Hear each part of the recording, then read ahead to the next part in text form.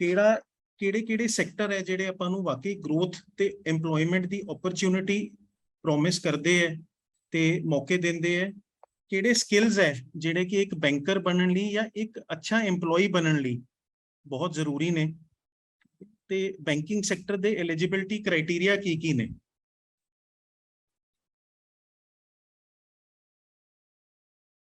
ਇਹ ਇੱਕ ਛੋਟਾ ਜਿਹਾ ਮੈਂ ਤੁਹਾਡੇ ਨਾਲ ਸ਼ੇਅਰ ਕਰਦਾ ਜੀ ਇਹ ਸਲਾਈਡ।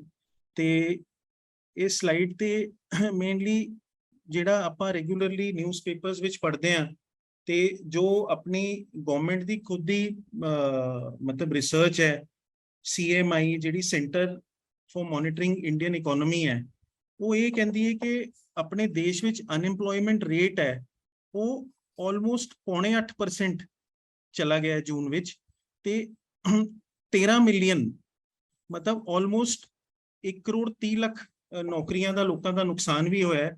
ਤੇ ਪਿਛਲੇ 8 ਸਾਲਾਂ 'ਚ ਜਿਹੜੀ ਸਰਕਾਰ ਦੀ ਗਵਰਨਮੈਂਟ ਜੌਬਸ ਵਿੱਚ ਰਿਕਰੂਟਮੈਂਟ ਹੈ ਉਹ ਸਿਰਫ 0.3% ਰਿਕਰੂਟ ਹੋ ਰਹੇ ਲੋਕੀ। ਮਤਲਬ ਜੇ ਮਤਲਬ ਅਗਰ ਆਪਾਂ ਇਹ ਕਹੀਏ ਕਿ 30 ਲੱਖ ਬੰਦਾ ਅਪਲਾਈ ਕਰਦਾ ਹੈ ਤਾਂ 80 ਜਾਂ 90 ਹਜ਼ਾਰ ਬੰਦਾ ਹੀ ਉਹਨੂੰ ਕਲੀਅਰ ਕਰ ਪਾਉਂਦਾ ਐਗਜ਼ਾਮਸ ਨੂੰ। ਤੇ ਇਹ 2014 ਦਾ ਇਹਨਾਂ ਨੇ ਅੰਕੜਾ ਦਿੱਤਾ ਹੈ ਕਿ 22 ਕਰੋੜ ਐਪਲੀਕੇਸ਼ਨਸ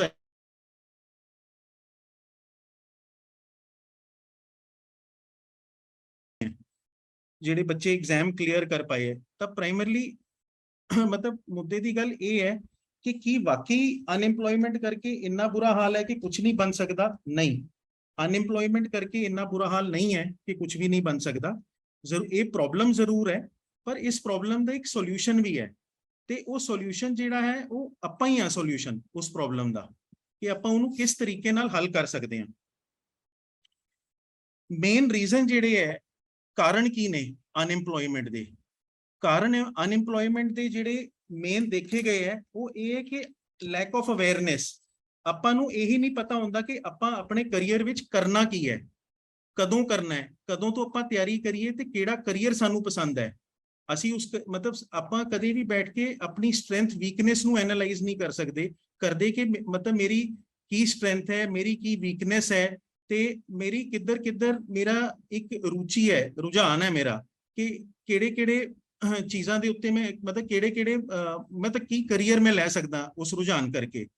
ਦੂਸਰੀ ਇੰਪੋਰਟੈਂਟ ਚੀਜ਼ ਜਿਹੜੀ ਆਪਾਂ ਲੈਕ ਕਰਦੇ ਹਾਂ ਉਹ ਹੈ career planning. So career planning is equally important ਕਿ ਸਾਨੂੰ ਕਰੀਅਰ ਨੂੰ ਆਪਦੇ ਟਾਈਮਲੀ ਪਲਾਨ ਕਰਨਾ ਚਾਹੀਦਾ ਹੈ। ਆਪਾਂ ਨੂੰ ਵੇਟ ਨਹੀਂ ਕਰਨੀ ਚਾਹੀਦੀ ਕਿ ਨਹੀਂ ਜੀ ਗਵਰਨਮੈਂਟ ਐਗਜ਼ਾਮਸ ਆਣਗੇ। ਅੱਜ ਪਬਲਿਕ ਸੈਕਟਰ ਵੀ ਹੈ ਤੇ ਨਾਲ ਪ੍ਰਾਈਵੇਟ ਸੈਕਟਰ ਵੀ ਹੈ, ਸੋ ਦੋਨੋਂ ਓਪਰਚੁਨਿਟੀਜ਼ ਹੈ।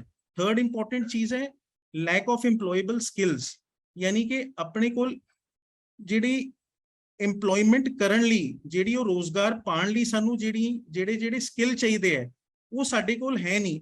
ਅੱਜ ਦੀ ਤਰੀਕ ਸਾਡਾ ਜਿਹੜਾ ਐਜੂਕੇਸ਼ਨ ਸਿਸਟਮ ਹੈ ਉਹ ਇੰਨਾ ਸਟਰੋਂਗ ਜਾਂ ਇੰਨਾ ਸਮਰਥ ਨਹੀਂ ਬਣਿਆ ਕਿ ਅਸੀਂ ਨਾ ਕੋਈ ਮਤਲਬ ਇੰਪਲੋਇਮੈਂਟ ਦੇ ਨਾਲ ਰਿਲੇਟਡ ਆਪਾਂ ਸਕਿੱਲਸ ਹਾਸਿਲ ਕਰੀਏ ਤੇ ਈਜ਼ੀਲੀ ਇੰਪਲੋਇਮੈਂਟ ਨੂੰ ਪਾਰਟੇਕ ਕਰੀਏ। ਇਸੇ ਕਰਕੇ ਗਵਰਨਮੈਂਟ ਨੇ ਨੈਸ਼ਨਲ ਸਕਿੱਲ ਡਿਵੈਲਪਮੈਂਟ ਕਾਉਂਸਲ ਵੀ ਸਟਾਰਟ ਕੀਤਾ, ਤੇ ਉਹਦੇ ਤਹਿਤ ਕਈ ਆਰਗੇਨਾਈਜੇਸ਼ਨਸ ਨੇ ਜਿਹੜੀ ਤੁਹਾਡੀ ਸਕਿੱਲ ਦੀ ਡਿਵੈਲਪਮੈਂਟ ਵੀ ਕਰ ਰਹੀਆਂ ਹੈ। ਤੇ ਇਹਨਾਂ ਤਿੰਨਾਂ ਚੀਜ਼ਾਂ ਕਰਕੇ ਅਲਟੀਮੇਟਲੀ ਹੁੰਦਾ ਕੀ ਹੈ ਕਿ ਆਪਾਂ ਉਮੀਦ ਹੀ ਛੱਡ ਬੈਠਦੇ ਹਾਂ। ਸਾਨੂੰ ਇਹ ਲੱਗਦਾ ਹੈ ਕਿ ਯਾਰ ਸ਼ਾਇਦ ਸਾਡੇ ਦੇਸ਼ ਵਿੱਚ ਕੋਈ ਇੰਪਲੋਇਮੈਂਟ, ਕੋਈ ਰੋਜ਼ਗਾਰ ਦੀ ਓਪਰਚੁਨਿਟੀ ਹੈ ਨਹੀਂ। ਫਿਰ ਆਪਾਂ ਕੀ ਕਰਦੇ ਹਾਂ, ਆਪਾਂ ਕਹਿੰਦੇ ਹਾਂ ਜੀ ਠੀਕ ਹੈ ਚਲੋ ਫੋਰਨ ਚੱਲੀਏ, ਸਾਰੇ ਅਬਰੋਡ ਜਾ ਕੇ ਆਪਾਂ ਕੰਮ ਕਰੀਏ, ਤੇ ਬਾਹਰ ਜਾ ਕੇ ਵੀ ਅਸੀਂ ਛੋਟੇ-ਮੋਟੇ ਜੌਬਸ, ਮੀਨੀਅਲ ਜੌਬਸ ਕਰਦੇ ਹਾਂ ਤੇ ਆਪਣੇ ਆਪ ਨੂੰ ਸਰਵਾਈਵ ਕਰ ਪਾਉਂਦੇ ਹਾਂ। ਤਾਂ ਮਤਲਬ ਮੈਂ ਇਹ ਗੱਲ ਕਰੂੰਗਾ ਕਿ ਮੈਂ ਇਸ ਚੀਜ਼ ਦੇ ਅਗੇਂਸਟ ਨਹੀਂ ਆ ਕਿ ਆਪਾਂ ਬਾਹਰ ਨਾ ਜਾਈਏ। ਉਹ ਇੱਕ ਆਪਣੀ ਪਰਸਨਲ ਚੋਇਸ ਹੈ ਕਿ ਆਪਾਂ ਬਾਹਰ ਜਾਣਾ ਚਾਹੁੰਦੇ ਹਾਂ ਜਾਂ ਨਹੀਂ ਜਾਣਾ ਚਾਹੁੰਦੇ। ਪਰ ਉਸ ਤੋਂ ਇਲਾਵਾ ਆਪਾਂ ਨੂੰ there is a lot of positive hope, ਕਾਫੀ ਉਮੀਦ ਹੈ ਆਪਣੇ ਦੇਸ਼ ਵਿੱਚ ਹੀ, ਜਿੱਥੇ ਆਪਣੇ ਕੋਲ ਇੰਨੀ ਜ਼ਿਆਦਾ ਓਪਰਚੁਨਿਟੀਜ਼ ਹੈ ਕਿ ਆਪਾਂ ਕੁਝ ਨਾ ਕੁਝ ਰੋਜ਼ਗਾਰ ਪਾ ਸਕਦੇ ਹਾਂ ਤੇ ਅਰਨਿੰਗ ਕਰ ਸਕਦੇ ਹਾਂ ਰੈਗੂਲਰਲੀ। ਸਭ ਤੋਂ ਪਹਿਲਾ ਸਟੇਜ ਜਿਹੜਾ ਹੈ ਆਪਣੇ ਕਰੀਅਰ ਦੇ ਰਿਲੇਟਡ ਉਹ ਹੈ ਕਰੀਅਰ ਪਲੈਨਿੰਗ ਦਾ ਸਟੇਜ, ਤੇ ਇਹ ਸਭ ਤੋਂ ਇੰਪੋਰਟੈਂਟ ਸਟੇਜ ਹੈ। ਦੇਖੋ ਕਰੀਅਰ ਪਲੈਨਿੰਗ ਕਰਨਾ ਆਪਣੇ ਲਈ ਇਸ ਕਰਕੇ ਜ਼ਰੂਰੀ ਹੈ ਕਿਉਂਕਿ ਆਪਾਂ ਨੂੰ ਇਹ ਪਤਾ ਹੋਣਾ ਚਾਹੀਦਾ ਹੈ ਕਿ ਸਪੋਜ਼ ਅੱਜ ਅਸੀਂ ਜਿੱਥੇ ਖੜੇ ਆ ਉਹ ਪਹਿਲੀ ਪੌੜੀ ਹੈ, ਤੇ ਜੇ ਆਪਾਂ 20ਵੀਂ ਪੌੜੀ ਤੇ ਪਹੁੰਚਣਾ ਹੈ ਤਾਂ ਆਪਾਂ ਕਿਸ ਤਰੀਕੇ ਨਾਲ ਪਹੁੰਚਣਾ ਹੈ ਉਹ ਜ਼ਰੂਰੀ ਹੈ। ਤੇ ਉਹ 20ਵੀਂ ਪੌੜੀ ਤੇ ਪਹੁੰਚਣ ਲਈ ਆਪਾਂ ਸਿੱਧਾ 20ਵੀਂ ਪੌੜੀ ਤੇ ਨਹੀਂ ਪਹੁੰਚ ਪਾਵਾਂਗੇ ਬੱਚਿਓ। ਆਪਾਂ ਨੂੰ ਪਹਿਲਾਂ 19 ਪੌੜੀਆਂ ਟਪਾਣੀਆਂ ਪੈਣੀਆਂ, ਆਪਾਂ ਨੂੰ 19 ਪੌੜੀਆਂ ਚੜ੍ਹਨੀਆਂ ਪੈਣੀਆਂ। ਫਿਰ ਹੀ ਆਪਾਂ ਵੀਵੀ ਪੌੜੀ ਦੇ ਉੱਤੇ ਪਹੁੰਚ ਪਾਵਾਂਗੇ। ਤਾਂ ਇਸ ਕਰਕੇ ਇਹ ਜ਼ਰੂਰੀ ਹੈ ਕਿ ਆਪਾਂ ਆਪਣੇ ਕਰੀਅਰ ਦੀ ਜਿਹੜੀ ਪਲੈਨਿੰਗ ਹੈ ਉਹਨੂੰ ਟਾਈਮਲੀ ਕਰੀਏ। ਤੇ ਕਰੀਅਰ ਪਲੈਨਿੰਗ ਵਿੱਚ ਕੀ ਹੁੰਦਾ ਹੈ ਕਿ ਸਪੋਜ਼ ਆਪਾਂ ਕਹਿੰਦੇ ਆ ਕਿ ਕੋਈ ਕਹਿੰਦਾ ਕਿ ਮੈਂ ਆਰਮੀ ਜਾਣਾ ਹੈ, ਸੋ ਆਰਮੀ ਜਾਣ ਲਈ ਤੁਹਾਨੂੰ ਇਹ ਪਤਾ ਹੋਣਾ ਚਾਹੀਦਾ ਹੈ ਕਿ ਕੀ ਕੁਝ ਤੁਹਾਡੀਆਂ ਰਿਕੁਆਇਰਮੈਂਟਸ ਹੈ ਫॉर ਆਰਮੀ। ਤੁਸੀਂ ਡਿਸਪਲਿਨਡ ਹੋਣੇ ਚਾਹੀਦੇ ਹੋ, ਤੁਸੀਂ ਫਿਜ਼ੀਕਲੀ ਫਿਟ ਹੋਣੇ ਚਾਹੀਦੇ ਹੋ, ਤੁਸੀਂ ਮੈਂਟਲੀ ਅਲਰਟ ਹੋਣੇ ਚਾਹੀਦੇ ਹੋ, ਠੀਕ ਹੈ ਨਾ। ਇਹ ਕੁਝ ਬੇਸਿਕ ਰਿਕੁਆਇਰਮੈਂਟਸ ਹੈ।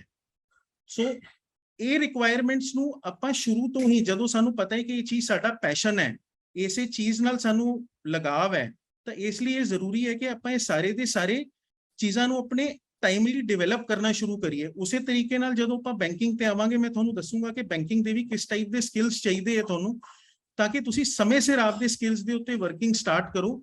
ਤੇ ਇੰਨੀਆਂ ਓਪਰਚੁਨਿਟੀਜ਼ ਹੈ ਕਿ ਮਤਲਬ ਆਪਾਂ ਸੋਚ ਵੀ ਨਹੀਂ ਸਕਦੇ ਕਿ ਵਾਕਈ ਇੰਨੀ ਓਪਰਚੁਨਿਟੀਜ਼ ਹੋਣੀਆਂ ਇਸ ਸੈਕਟਰ ਦੇ ਵਿੱਚ। ਦੂਸਰਾ ਹੈ ਕਿ ਆਪਾਂ ਨੂੰ ਗੈਪ ਆਈਡੈਂਟੀਫਾਈ ਕਰਨ ਦੀ ਲੋੜ ਹੈ। ਕਰੀਅਰ ਪਲੈਨਿੰਗ ਦੇ ਨਾਲ ਆਪਾਂ ਨੂੰ ਸਕਿੱਲ ਗੈਪ ਆਈਡੈਂਟੀਫਾਈ ਹੋਏਗਾ, ਫਿਰ ਆਪਾਂ ਉਹਦੇ ਤੇ ਵਰਕਿੰਗ ਕਰਾਂਗੇ। ਵਰਕਿੰਗ ਕਰਨ ਲਈ ਤੁਸੀਂ ਡਿਜੀਟਲ ਰੂਟ ਵੀ ਅਡਾਪਟ ਕਰ ਸਕਦੇ ਹੋ, ਕਿ ਜੇ ਡਿਜੀਟਲ ਮੀਡੀਆ ਦੇ ਥਰੂ, ਤੁਸੀਂ ਕੋਚਿੰਗ ਦੇ ਥਰੂ ਵੀ ਕਰ ਸਕਦੇ ਹੋ, ਤੇ ਤੁਸੀਂ ਮੈਂਟਰਸ਼ਿਪ ਦੇ ਥਰੂ ਵੀ ਕਰ ਸਕਦੇ ਹੋ ਕਿ ਤੁਹਾਨੂੰ ਕੋਈ ਨਾ ਕੋਈ ਮੈਂਟਰ ਮਿਲੇ ਜੋ ਕਿ ਤੁਹਾਨੂੰ ਅੱਗੇ ਗਾਈਡ ਕਰੇ। ਬੈਨੀਫਿਟ ਕੀ ਹੈ ਕੈਰੀਅਰ ਪਲੈਨਿੰਗ ਦਾ ਕਿ ਜੇ ਆਪਾਂ ਸਮੇਂ ਸਿਰ ਕੈਰੀਅਰ ਪਲੈਨਿੰਗ ਸ਼ੁਰੂ ਕੀਤੀ ਤਾਂ ਆਪਣਾ ਜਿਹੜਾ ਫਾਈਨਲ ਮਕਸਦ ਹੈ ਉਹ ਇਹੀ ਹੈ ਕਿ ਆਪਾਂ ਨੇ ਮਤਲਬ ਆਪਣੀ ਇਨਕਮ ਸਟਾਰਟ ਹੋਏ। ਅੱਜ ਸਾਡੇ ਕੋਲ ਆਪਦੀ ਰੋਜ਼ਗਾਰ ਲਈ, ਆਪਦੀ ਇਨਕਮ ਅਰਨਿੰਗ ਲਈ ਕੋਈ ਆਪਾਂ ਨੂੰ ਕਲੈਰਿਟੀ ਨਹੀਂ ਹੈ, ਜਿਸ ਕਰਕੇ ਆਪਾਂ ਵੇਟ ਕਰਦੇ ਰਹਿੰਦੇ ਹਾਂ। ਕਦੇ ਆਪਾਂ ਐਕਸਪੈਕਟ ਕਰਦੇ ਹਾਂ ਜੀ ਕਿ ਸ਼ਾਇਦ ਕੋਈ ਗਵਰਨਮੈਂਟ ਦੀ ਸਬਸਿਡੀ ਆ ਜਾਏ ਤੇ ਉਹਦੇ ਨਾਲ ਹੀ ਮੇਰਾ ਕੰਮ ਚੱਲ ਪਏ, ਮੈਂ ਸਬਸਿਡੀ ਲੈ ਲਾਂ ਜਾਂ ਮੈਂ ਕਿੱਥੇ ਜਾ ਕੇ ਲੋਨ ਲੈ ਲਾਂ ਜਾਂ ਕੁਝ ਕਰ ਲਾਂ। ਬਟ ਉਹਦੇ ਨਾਲੋਂ ਜ਼ਿਆਦਾ ਜ਼ਰੂਰੀ ਹੈ ਕਿ ਆਪਾਂ ਆਪਣੇ ਪੈਰਾਂ ਤੇ ਖੜੇ ਹੋਈਏ, ਠੀਕ ਹੈ। ਤਾਂ ਉਹਦੇ ਲਈ ਇਹ ਬਹੁਤ ਜ਼ਰੂਰੀ ਹੈ ਕਿ ਆਪਾਂ ਸਮੇਂ ਸਿਰ ਕਰੀਅਰ ਪਲੈਨਿੰਗ ਕਰੀਏ ਆਪਣੀ। ਕਰੀਅਰ ਪਲੈਨਿੰਗ ਦੇ 4 ਇੰਪੋਰਟੈਂਟ ਸਟੇजेस ਹੈ। ਪਹਿਲੀ ਸਟੇਜ ਹੈ ਕਿ ਸਾਨੂੰ ਆਪਦੀ ਸਟਰੈਂਥ, ਵੀਕਨੈਸ, ਓਪਰਚੁਨਿਟੀ ਤੇ ਇੰਟਰਸਟ ਆਈਡੈਂਟੀਫਾਈ ਕਰਨੇ, ਲਰਨਿੰਗ ਅਬਾਊਟ ਸੈਲਫ। ਆਪਦੇ ਬਾਰੇ ਕਿ ਮੇਰੀ ਕੀ ਸਟਰੈਂਥ ਹੈ, ਮੇਰੇ 'ਚ ਕੀ ਵੀਕਨੈਸ ਹੈ। ਫॉर एग्जांपल मैं कहना कि मैं जी साइकोलॉजिस्ट बनना है, तो मैं जी साइकोलॉजिस्ट बनना है तो मेरे जी I need to develop a strength कि मैं एक पेशेंट लिसनर हुआ। I should be able to listen to people, उन्होंने दुख ਨੂੰ ਸੁਣ ਸਕਾਂ, ਉਹਨਾਂ ਦੇ ਦੁੱਖ ਨੂੰ ਰਿਜ਼ੋਲਵ ਕਰ ਸਕਾਂ। ਅਗਰ ਮੇਰੇ ਵਿੱਚ ਇਹ ਨੈਚੁਰਲ ਸਟਰੈਂਥਸ ਹੈ ਤਾਂ I will be a strong psychologist. ਉਸ ਤੋਂ ਬਾਅਦ ਜਦੋਂ ਮੈਨੂੰ ਪਤਾ ਹੈ ਕਿ ਮੇਰੇ ਕੀ ਸਟਰੈਂਥਸ ਹੈ, ਉਸ ਤੋਂ ਬਾਅਦ ਮੈਂ ਆਪਦੇ ਸਟਰੈਂਥ ਦੇ ਅਕੋਰਡਿੰਗਲੀ ਕਿਹੜੀ ਮੇਰੀਆਂ ਆਪਸ਼ਨਸ ਅਵੇਲੇਬਲ ਹੈ, ਮੈਨੂੰ ਉਹਦੇ ਤੇ ਕੰਮ ਕਰਨਾ ਜ਼ਰੂਰੀ ਹੈ। ਸੋ ਮੈਂ ਉਹਨਾਂ ਆਪਸ਼ਨਸ ਨੂੰ ਦੇਖਾਂ ਕਿ I can become a psychologist ਔਰ ਆਈ ਕੈਨ ਬਿਕਮ XYZ, ਕੁਛ ਨਾ ਕੁਛ ਮੈਂ ਬਣ ਸਕਦਾ। ਉਸ ਤੋਂ ਬਾਅਦ ਆਪਸ਼ਨ ਤੋਂ ਬਾਅਦ ਜਦੋਂ ਮੈਂ ਇੱਕ ਆਪਸ਼ਨ ਨੂੰ ਫਾਈਨਲਾਈਜ਼ ਕਰ ਲਿਆ, ਫॉर एग्जांपल ਮੈਂ ਬੈਂਕਿੰਗ ਫਾਈਨਲਾਈਜ਼ ਕੀਤਾ, ਤਾਂ ਬੈਂਕਿੰਗ ਵਿੱਚ ਮੈਂ ਓਪਰਚੁਨਿਟੀਜ਼ ਦੇਖੂੰਗਾ ਕਿ ਮੈਨੂੰ ਕਿਹੜੀ ਓਪਰਚੁਨਿਟੀਜ਼ ਮਿਲਣਗੀਆਂ ਬੈਂਕਿੰਗ ਵਿੱਚ। ਕਿਹੜੇ ਬੈਂਕ ਹੈ, ਪਬਲਿਕ ਸੈਕਟਰ ਬੈਂਕ ਨੇ, ਪ੍ਰਾਈਵੇਟ ਸੈਕਟਰ ਬੈਂਕ ਨੇ, ਕੋਆਪਰੇਟਿਵ ਜਾਂ ਰੀਜਨਲ ਰੂਰਲ ਬੈਂਕ ਨੇ, ਰਿਜ਼ਰਵ ਬੈਂਕ ਆਫ ਇੰਡੀਆ ਹੈ। ਸੋ ਸਾਨੂੰ ਕਲੀਅਰ ਹੋ ਜਾਏਗਾ ਕਿ ਮੇਰੇ ਕੋਲ 4 ਓਪਰਚੁਨਿਟੀਜ਼ ਹੈ, ਕਿਸੇ ਵੀ ਚਾਰਾਂ ਚੋਂ ਕਿਸੇ ਵੀ ਕਿਸਮ ਦੇ ਬੈਂਕ ਵਿੱਚ ਮੈਂ ਜਾ ਸਕਦਾ। ਉਸ ਤੋਂ ਬਾਅਦ ਨੈਕਸਟ ਹੋਏਗਾ ਕਿ ਜਿਹੜੀ ਓਪਰਚੁਨਿਟੀ ਮੇਰੇ ਕੋਲ ਅਵੇਲੇਬਲ ਹੈ ਉਹਨੂੰ ਮੈਂ ਇਮੀਡੀਏਟਲੀ ਗ੍ਰੈਬ ਕਰਾਂ, ਮੈਂ ਵੇਟ ਨਾ ਕਰਾਂ ਕਿ ਕੋਈ ਗੱਲ ਨਹੀਂ ਜੀ 28 ਸਾਲ ਤੱਕ ਐਗਜ਼ਾਮ ਦੇ ਸਕਦੇ ਆ ਤਾਂ ਪਹਿਲਾਂ ਮੈਂ ਕੁਝ ਹੋਰ ਟਰਾਈ ਕਰ ਲਾਂ ਤੇ ਫਿਰ ਬਾਅਦ ਚ ਮੈਂ ਜਾ ਕੇ ਬੈਂਕਿੰਗ ਦੀ ਟਰਾਈ ਕਰ ਲੂੰਗਾ। ਇਦਾਂ ਨਹੀਂ ਹੈ ਬੇਟੇ, ਜਿਹੜਾ ਤੁਸੀਂ ਸੋਚ ਲਿਆ ਤੁਸੀਂ ਕਰਨਾ ਹੈ ਉਸੇ ਨੂੰ ਇਮੀਡੀਏਟਲੀ ਸਟਾਰਟ ਕਰੋ ਤੇ ਉਹਦੇ ਤੇ ਫੋਕਸ ਕਰੋ ਵਰਕ ਕਰਨਾ। ਤੁਸੀਂ ਆਪ ਦਾ ਸਕਿੱਲ ਇਸ ਲੈਵਲ ਤੇ ਲੈ ਜਾਓ ਕਿ ਸਾਹਮਣੇ ਵਾਲਾ ਤੁਹਾਨੂੰ ਕਹੇ ਕਿ ਠੀਕ ਹੈ ਜੀ ਤੁਸੀਂ ਸਾਡੇ ਕੋਲ ਆ ਕੇ ਕੰਮ ਕਰੋ, be a part of us. ਇਹ ਇੰਪੋਰਟੈਂਟ ਹੈ ਬੇਟਾ। ਇੱਕ ਛੋਟਾ ਜਿਹਾ ਮੈਂ ਤੁਹਾਡੇ ਨਾਲ ਸ਼ੇਅਰ ਕਰਦਾ। ਜਦੋਂ ਕੋਵਿਡ ਦਾ ਸਿਨੈਰੀਓ ਆਇਆ ਸੀਗਾ ਤਾਂ ਸਾਰੇ ਸੈਕਟਰਸ ਬੰਦ ਹੋ ਗਏ ਸੀਗੇ। ਕੋਈ ਵੀ ਇਹੋ ਜਿਹਾ ਸੈਕਟਰ ਨਹੀਂ ਸੀਗਾ ਕਿ ਜਿਹਦੇ ਵਿੱਚ ਕੋਈ ਓਪਰਚੁਨਿਟੀ ਆ ਰਹੀ ਹੋਵੇ, ਚਾਹੇ ਉਹ ਮੀਡੀਆ ਹੈ, ਚਾਹੇ ਸਟੀਲ ਹੈ, ਚਾਹੇ ਉਹ ਤੁਹਾਡਾ ਰੀਅਲ ਏਸਟੇਟ ਦਾ ਬਿਜ਼ਨਸ ਹੈ, ਚਾਹੇ ਟਰੈਵਲ ਹੈ, ਸਾਰੇ ਦੇ ਸਾਰੇ ਸੈਕਟਰਸ ਬੰਦ ਹੋ ਗਏ ਸੀ। ਬਟ 4-5 ਕੁਝ ਇਹੋ ਜਿਹੇ ਸੈਕਟਰ ਸੀਗੇ ਜਿਹੜੇ ਸਟਿਲ ਗਰੋ ਕਰਦੇ ਰਹੇ। ਇੱਕ ਆਈਟੀ ਸੈਕਟਰ ਜਿੱਥੇ ਕਿ ਕੋਈ ਜੌਬ ਕੱਟ ਨਹੀਂ ਹੋਇਆ, ਇੱਕ ਐਜੂਕੇਸ਼ਨ ਟੈਕਨੋਲੋਜੀ ਦਾ ਸੈਕਟਰ ਜਿੱਥੇ ਕਿ ਉਹਨਾਂ ਦੀ ਹਾਇਰਿੰਗ ਹੋਈ 50% ਮੋਰ, ਤੇ ਉਸ ਤੋਂ ਬਾਅਦ ਤੁਹਾਡਾ ਮੈਡੀਕਲ ਸੈਕਟਰ ਜਿੱਥੇ ਕਿ ਰੈਗੂਲਰਲੀ ਰਾਉਂਡ ਦ ਕਲੌਕ ਸਰਵਿਸਿਜ਼ ਚੱਲੀਆਂ, ਤੇ ਬੈਂਕਿੰਗ ਐਂਡ ਫਾਈਨੈਂਸ ਸੈਕਟਰ ਜਿਹੜਾ ਸੀਗਾ ਇਹਨੂੰ ਵੀ ਇੱਕ ਐਸੈਂਸ਼ੀਅਲ ਸਰਵਿਸਿਜ਼ ਕਰਾਰ ਦਿੱਤਾ ਗਿਆ। ਸੋ ਬੈਂਕਿੰਗ ਇੱਕ ਇਹੋ ਜਿਹਾ ਸੈਕਟਰ ਰਿਹਾ ਜਿੱਥੇ ਪੂਰੀ ਹਰ ਬੰਦੇ ਨੂੰ ਕਲੈਰਿਟੀ ਆ ਗਈ ਕਿ ਇਹ ਬੈਕਬੋਨ ਆਫ ਇਕੋਨਮੀ ਹੈ। ਸਿਵਾਏ ਪਹਿਲੇ 15 ਦਿਨਾਂ ਦੇ ਲੋਕਡਾਊਨ ਦੇ ਜਦੋਂ ਇਹ ਬੰਦ ਰਿਹਾ, ਉਸ ਤੋਂ ਬਾਅਦ ਇੱਕ ਵੀ ਦਿਨ ਨਹੀਂ ਹੈ ਕਿ ਬੈਂਕਿੰਗ ਸਰਵਿਸਿਜ਼ ਬੰਦ ਰਹੀਆਂ ਹੋਣ, ਕਿਉਂਕਿ ਇੱਕ ਇਹੋ ਜਿਹਾ ਸੈਕਟਰ ਹੈ ਜਿੱਥੇ ਸਰਵਾਈਵਲ ਹੀ ਪੋਸੀਬਲ ਨਹੀਂ ਹੈ। ਤੇ because of being an essential sector, ਇਹਦੇ ਵਿੱਚ ਬਹੁਤ n number of jobs the availability ਹੈ, ਬਹੁਤ ਐਕਸਪੈਂਸ਼ਨ ਹੈ। ਅੱਜ ਮੈਂ ਅਗਰ ਗੱਲ ਕਰਾਂ ਤਾਂ ਆਲਮੋਸਟ we have 14 ਲੱਖ ਦੇ ਆਸ-ਪਾਸ ਪੋਸਟ ਆਫਿਸਿਸ ਹੈ ਜੀ through out the country. But if I look at the number of banks, ਉਹ ਇੱਕ ਡਿਸਟ੍ਰਿਕਟ ਵਿੱਚ, ਇੱਕ ਪਿੰਡ ਵਿੱਚ, ਮਤਲਬ ਕਈ ਪਿੰਡਾਂ 'ਚ ਤਾਂ 2-2 ਆਫਿਸਿਸ ਵੀ ਹੈ, ਇਹੋ ਜਿਹਾ ਸਿਨੈਰੀਓ। ਬਟ ਬੈਂਕਿੰਗ ਸੈਕਟਰ ਦੀ ਹਲੇ ਰੀਚ ਉਸ ਲੈਵਲ ਤੱਕ ਪਹੁੰਚੀ ਨਹੀਂ ਹੈ। ਤਾਂ ਇਸ ਕਰਕੇ ਇਸ ਸੈਕਟਰ ਦੇ ਉੱਤੇ, ਖਾਸ ਕਰਕੇ ਰੂਰਲ ਸੈਕਟਰ ਵਿੱਚ ਬਹੁਤ ਜ਼ਿਆਦਾ ਥਰਸਟ ਹੈ ਸਰਕਾਰ ਦਾ, ਬਹੁਤ ਜ਼ਿਆਦਾ ਫੋਕਸ ਹੈ ਗਵਰਨਮੈਂਟ ਦਾ ਕਿ ਆਪਾਂ ਬੈਂਕਿੰਗ ਸੈਕਟਰ ਦੀਆਂ ਬ੍ਰਾਂਚਿਸ ਖੋਲ੍ਹਣੀਆਂ ਹੈ। ਇਸ ਸਾਲ ਜਿੰਨੇ ਵੀ ਬੈਂਕਾਂ ਨਾਲ ਮੈਂ ਕਈ ਬੈਂਕਾਂ ਨਾਲ ਡੀਲ ਕਰਦਾ, ਉਹਨਾਂ ਨਾਲ ਜਦੋਂ ਮੇਰੀ ਡਿਸਕਸ਼ਨ ਹੁੰਦੀ ਹੈ ਤਾਂ ਉਹ ਕੱਲਾ ਇਹੀ ਕਹਿੰਦੇ ਕਿ ਜੀ ਅਸੀਂ ਹੁਣ ਤਾਂ ਕੱਲੀਆਂ ਰੂਰਲ ਬ੍ਰਾਂਚਿਸ ਖੋਲ੍ਹਣੀਆਂ, ਸਾਨੂੰ ਬੱਚਾ ਇਹੋ ਜਿਹਾ ਚਾਹੀਦਾ ਹੈ ਉਹਦੇ ਲਈ ਜਿਹੜਾ ਕਿ ਰੂਰਲ ਸਿਸਟਮ ਨੂੰ ਸਮਝ ਪਾਵੇ, ਜਿਹੜਾ ਕਿ ਪਿੰਡਾਂ ਵਿੱਚ, ਪਿੰਡਾਂ ਦੇ ਬਾਰੇ ਸਮਝ ਪਾਵੇ, ਉਹਨਾਂ ਦੇ ਲੋਕਾਂ ਨਾਲ ਡੀਲ ਕਰ ਪਾਵੇ ਉੱਥੇ। ਕਿਉਂਕਿ ਬੈਂਕਿੰਗ ਜਿਹੜਾ ਹੁੰਦਾ ਹੈ ਬੱਚਿਓ, ਇੱਕੋ ਟਰਸਟ ਹੈ, ਇੱਕ ਬੈਂਕਰ ਤੇ ਕਸਟਮਰ ਦੇ ਵਿੱਚ ਇੱਕ ਟਰਸਟ ਦਾ ਸਿਸਟਮ ਹੈ, ਠੀਕ ਹੈ ਨਾ। ਕੋਈ ਵੀ ਬੈਂਕ ਕੋਲ ਆ ਕੇ ਪੈਸੇ ਉਦੋਂ ਰੱਖਦਾ ਹੈ ਜਦੋਂ ਉਹਨੂੰ ਫੇਥ ਹੁੰਦਾ ਹੈ, ਤੇ ਜਦੋਂ ਕੋਈ ਲੋਕਲ ਬੱਚਾ ਉੱਥੇ ਕੰਮ ਕਰ ਰਿਹਾ ਹੈ ਤਾਂ ਆਪਣੇ ਆਪ ਇੱਕ ਟਰਸਟ ਬਣਦਾ ਹੈ ਕਿ ਇਹ ਤਾਂ ਸਾਡੇ ਪਿੰਡ ਦਾ ਬੱਚਾ ਹੈ, ਇਹ ਤਾਂ ਸਾਡੀ ਸੁਸਾਇਟੀ ਦਾ ਬੱਚਾ ਹੈ, ਠੀਕ ਹੈ ਨਾ। ਆਪਾਂ ਇੱਥੇ ਖਾਤਾ ਰੱਖਾਂਗੇ ਤੇ ਇੱਥੇ ਸੇਫ ਹੈ। So banking is a business of trust, ਇਹ ਯਾਦ ਰੱਖਣਾ ਹਮੇਸ਼ਾ। And it is an essential service, ਇਸ ਕਰਕੇ ਇਹਨੂੰ ਕਿਸੇ ਵੀ ਸਟੇਜ ਦੇ ਉੱਤੇ ਰੋਕਿਆ ਨਹੀਂ ਜਾ ਰਿਹਾ ਤੇ ਬੰਦ ਨਹੀਂ ਕੀਤਾ ਜਾ ਰਿਹਾ, ਬਲਕਿ ਇਹਨੂੰ ਐਕਸਪੈਂਡ ਕੀਤਾ ਜਾ ਰਿਹਾ।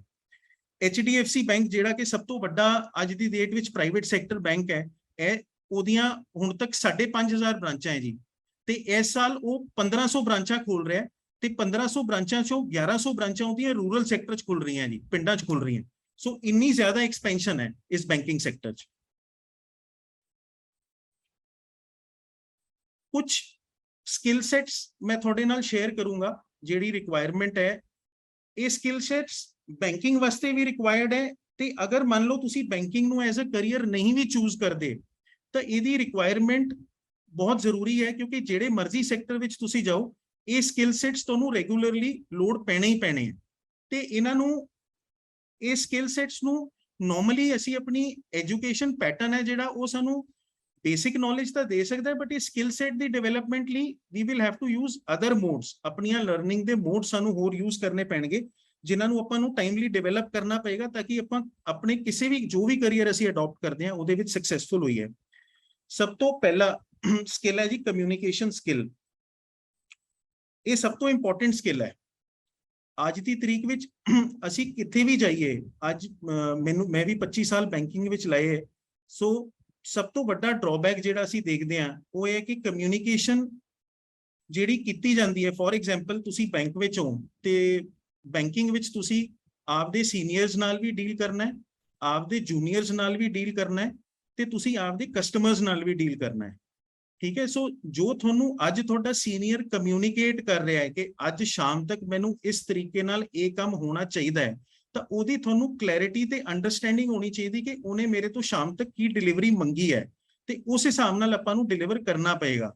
ਤੁਹਾਡੇ ਕੋਲ ਕੋਈ ਕਸਟਮਰ ਆਂਦਾ ਹੈ ਫੋਰ ਐਗਜ਼ਾਮਪਲ, ਤਾਂ ਤੁਹਾਨੂੰ ਉਹ ਕਸਟਮਰ ਆਏਗਾ ਤਾਂ ਕਸਟਮਰ ਕੱਲ ਨੂੰ ਤੁਹਾਡੇ ਕੋਲ ਗ੍ਰੀਵੀਅੰਸ ਲੈ ਕੇ ਆਏਗਾ, ਕਸਟਮਰ ਤੁਹਾਡੇ ਕੋਲ ਆਏਗਾ ਗ੍ਰੀਵੀਅੰਸ ਤੋਂ ਇਲਾਵਾ ਕਿਸੇ ਨਾ ਕਿਸੇ ਸਰਵਿਸ ਲਈ ਆਏਗਾ। ਫੋਰ ਐਗਜ਼ਾਮਪਲ ਤੁਸੀਂ, ਤੁਹਾਡੇ ਚੋਂ ਜੇ ਕੋਈ ਬੈਂਕ ਕਦੇ ਗਿਆ ਹੋਏ ਤਾਂ ਤੁਹਾਨੂੰ ਆਈਡੀਆ ਹੋਏਗਾ ਕਿ ਤੁਸੀਂ ਜਦੋਂ ਬੈਂਕ ਜਾਂਦੇ ਹੋ ਤਾਂ ਤੁਹਾਨੂੰ ਸਟੇਟਮੈਂਟ ਆਫ ਅਕਾਊਂਟ ਚਾਹੀਦੀ ਹੈ, ਤੁਹਾਨੂੰ ਪਾਸਬੁੱਕ ਚਾਹੀਦੀ ਹੈ। ਆਪਾਂ ਬੈਂਕ ਜਾਂਦੇ ਹਾਂ ਜੀ, ਆਪਾਂ ਨੂੰ ਬੈਠਣ ਲਈ ਵੀ ਨਾ ਕਿਹਾ ਜਾਏ, ਆਪਾਂ ਨੂੰ ਉਧਰ ਪਾਣੀ ਵੀ ਨਾ ਪੁੱਛਿਆ ਜਾਏ, ਹੈ ਨਾ, ਆਪਣੇ ਤੋਂ ਆਪਾਂ ਖੜੇ ਰਹੀਏ ਤੇ ਬੈਂਕ ਵਾਲਾ ਜਿਹੜਾ ਉੱਥੇ EMPLOYEE ਹੈ ਉਹ ਸਿਰ ਨੀਵਾ ਕਰਕੇ ਕੰਪਿਊਟਰ ਤੇ ਕੰਮ ਕਰਦਾ ਰਹੇ ਤੇ ਸਾਡੇ ਵੱਲ ਦੇਖੇ ਵੀ ਨਾ, ਤਾਂ ਸਾਨੂੰ ਕਿੱਦਾਂ ਮਹਿਸੂਸ ਹੋਏਗਾ? ਸਾਨੂੰ ਇਸ ਤਰੀਕੇ ਨਾਲ ਮਹਿਸੂਸ ਹੋਏਗਾ ਕਿ ਜਿਵੇਂ ਅਸੀਂ, ਮਤਲਬ ਇਸ ਬੈਂਕ ਨੂੰ ਸਾਡੀ ਲੋੜ ਨਹੀਂ ਤੇ ਸਾਨੂੰ ਵੀ ਇਸ ਬੈਂਕ ਦੀ ਲੋੜ ਨਹੀਂ, ਆਪਾਂ ਇੱਧਰ ਖਾਤਾ ਹੀ ਨਹੀਂ ਰੱਖਣਾ, ਹੈ ਨਾ। ਤਾਂ ਇਟ ਇਜ਼ ਇੰਪੋਰਟੈਂਟ ਕਿ ਕਮਿਊਨੀਕੇਸ਼ਨ ਜਿਹੜੀ ਹੈ ਉਹ ਬੜੀ ਕਲੀਅਰ ਹੋਣੀ ਚਾਹੀਦੀ ਹੈ। ਜੋ ਕਸਟਮਰ ਆਂਦਾ ਹੈ ਉਹਨੂੰ ਕਿਸ ਤਰੀਕੇ ਨਾਲ ਆਪਾਂ ਅਟੈਂਡ ਕਰਨਾ ਹੈ, ਉਹਦੇ ਨਾਲ ਕਿਸ ਤਰੀਕੇ ਨਾਲ ਬਿਹੇਵ ਕਰਨਾ ਹੈ। ਅੱਜ ਸਾਡੇ ਘਰ ਕੋਈ ਗੈਸਟ ਆ ਜੇ, ਪਬਲਿਕ ਰਿਲੇਸ਼ਨਸ ਬਹੁਤ ਇੰਪੋਰਟੈਂਟ ਹੈ ਇੱਕ ਬੈਂਕਰ ਲਈ, and it is a part of communication. ਅੱਜ ਸਾਡੇ ਕੋਲ ਜੇ ਕੋਈ ਸਾਡੇ ਘਰ ਕੋਈ ਆ ਜੇ ਤੇ ਆਪਾਂ ਉਹਨੂੰ ਖੜੇ ਹੋ ਕੇ ਕਹੀ ਚੱਲੀਏ ਕਿ ਯਾਰ ਬਹੁਤ ਵਧੀਆ ਲੱਗਿਆ ਤੁਸੀਂ ਆਏ, ਪਾਣੀ ਨਾ ਪੁੱਛੀਏ, ਉਹਨੂੰ ਬੈਠਣ ਲਈ ਨਾ ਕਹੀਏ, ਤਾਂ ਉਹ ਕਿੱਦਾਂ ਮਹਿਸੂਸ ਕਰੂਗਾ? ਠੀਕ ਹੈ। ਸੋ ਮਤਲਬ ਗੱਲ ਕਰਨ ਲਈ ਅਸੀਂ ਜਦੋਂ ਉਹਦੇ ਨਾਲ ਗੱਲ ਕਰ ਰਹੇ ਹਾਂ ਅਸੀਂ ਉਹਨੂੰ ਕਹਿ ਰਹੇ ਹਾਂ ਸਾਨੂੰ ਬਹੁਤ ਵਧੀਆ ਲੱਗਿਆ ਕਿ ਤੁਸੀਂ ਆਏ, ਪਰ ਜਿਹੜੇ ਸਾਡੇ ਐਕਸ਼ਨਸ ਹੈ ਉਹ ਕਿੱਥੇ ਵੀ ਨਹੀਂ ਦੱਸਦੇ ਕਿ ਬਹੁਤ ਵਧੀਆ ਲੱਗਿਆ। ਆਪਾਂ ਉਹਨੂੰ ਬੈਠਣ ਲਈ ਵੀ ਨਹੀਂ ਕਹਿ ਰਹੇ, ਆਪਾਂ ਉਹਨੂੰ ਪਾਣੀ ਵੀ ਨਹੀਂ ਪੁੱਛ ਰਹੇ। ਤਾਂ ਇਹੀ ਸਿਨੈਰੀਓ ਹੈ ਕਿ this is a part of communication, ਤੇ ਇਹ ਸਭ ਤੋਂ ਇੰਪੋਰਟੈਂਟ ਹੈ। ਇਹੀ ਚੀਜ਼ ਆਪਣੇ ਤੋਂ ਐਕਸਪੈਕਟਡ ਹੈ ਡੇ ਔਨ ਡੇ ਕਿ ਜੋ ਕਮਿਊਨੀਕੇਟ ਆਪਾਂ ਕਰਦੇ ਹਾਂ ਉਹਦੇ ਵਿੱਚ ਕਲੈਰਿਟੀ ਹੋਣੀ ਚਾਹੀਦੀ ਹੈ। ਮੰਨ ਲਓ ਇੱਕ ਕਸਟਮਰ ਮੇਰੇ ਕੋਲ ਅੱਜ ਲੋਨ ਲੈਣ ਆ ਰਿਹਾ ਜਾਂ ਮੇਰੇ ਕੋਲ ਖਾਤਾ ਖੋਲਣ ਆ ਰਿਹਾ, ਤਾਂ ਮੈਂ ਜੇ ਉਹਦਾ ਮਸਲਾ ਹੱਲ ਕਰ ਸਕਦਾ ਮੌਕੇ ਤੇ ਤਾਂ ਠੀਕ ਹੈ, ਨਹੀਂ ਤਾਂ ਉਹਦੇ ਤੋਂ ਮੈਂ ਸਮਾਂ ਮੰਗਾ ਕਿ ਮੈਨੂੰ ਟਾਈਮ ਦਿਓ, ਮੈਂ ਤੁਹਾਨੂੰ ਸਾਰੀਆਂ ਚੀਜ਼ਾਂ ਦੱਸਾਂਗਾ ਕਿ ਕੀ ਕੁਝ ਤੁਹਾਡੀ ਰਿਕੁਆਇਰਮੈਂਟਸ ਹੈ, ਤੇ ਫਿਰ ਮੈਂ ਉਹਨੂੰ ਕਾਲ ਬੈਕ ਕਰਕੇ ਵਾਪਸ ਉਹਨੂੰ ਕਮਿਊਨੀਕੇਟ ਕਰਾਂ ਕਲੀਅਰਲੀ ਕਿ ਸਰ ਇਹ ਮੈਨੂੰ ਡਾਕੂਮੈਂਟਸ ਚਾਹੀਦੇ ਹੈ। So this is why it is important, ਤੇ ਇਹ ਇਕੱਲਾ ਬੈਂਕਿੰਗ ਇੰਡਸਟਰੀ ਨਹੀਂ, ਹਰ ਇੰਡਸਟਰੀ 'ਚ ਇੰਪੋਰਟੈਂਟ ਹੈ ਕਮਿਊਨੀਕੇਸ਼ਨ ਸਕਿੱਲ। ਆਈਟੀ ਸਕਿੱਲ, ਅੱਜਕੱਲ ਇਨਫੋਰਮੇਸ਼ਨ ਟੈਕਨੋਲੋਜੀ ਦਾ ਜ਼ਮਾਨਾ ਹੈ, ਹਰ ਚੀਜ਼ ਗੂਗਲ ਦੇ ਉੱਤੇ ਅਵੇਲੇਬਲ ਹੈ। ਸੋ ਅਪਾਰਟ ਫਰੋਮ YouTube, ਸਿਰਫ don't use IT only for YouTube ਜਾਂ for WhatsApp chatting ਜਾਂ Facebook ਲਈ, ਇਹਦੇ ਤੇ ਹੋਰ ਵੀ ਕਾਫੀ ਇਨਫੋਰਮੇਸ਼ਨ ਅਵੇਲੇਬਲ ਹੈ, ਤੇ ਉਸ ਇਨਫੋਰਮੇਸ਼ਨ ਨੂੰ ਕਲੈਕਟ ਕਰਕੇ ਆਪਣੀ ਨੌਲੇਜ ਨੂੰ ਵਧਾਉਣਾ ਬਹੁਤ ਜ਼ਰੂਰੀ ਹੈ।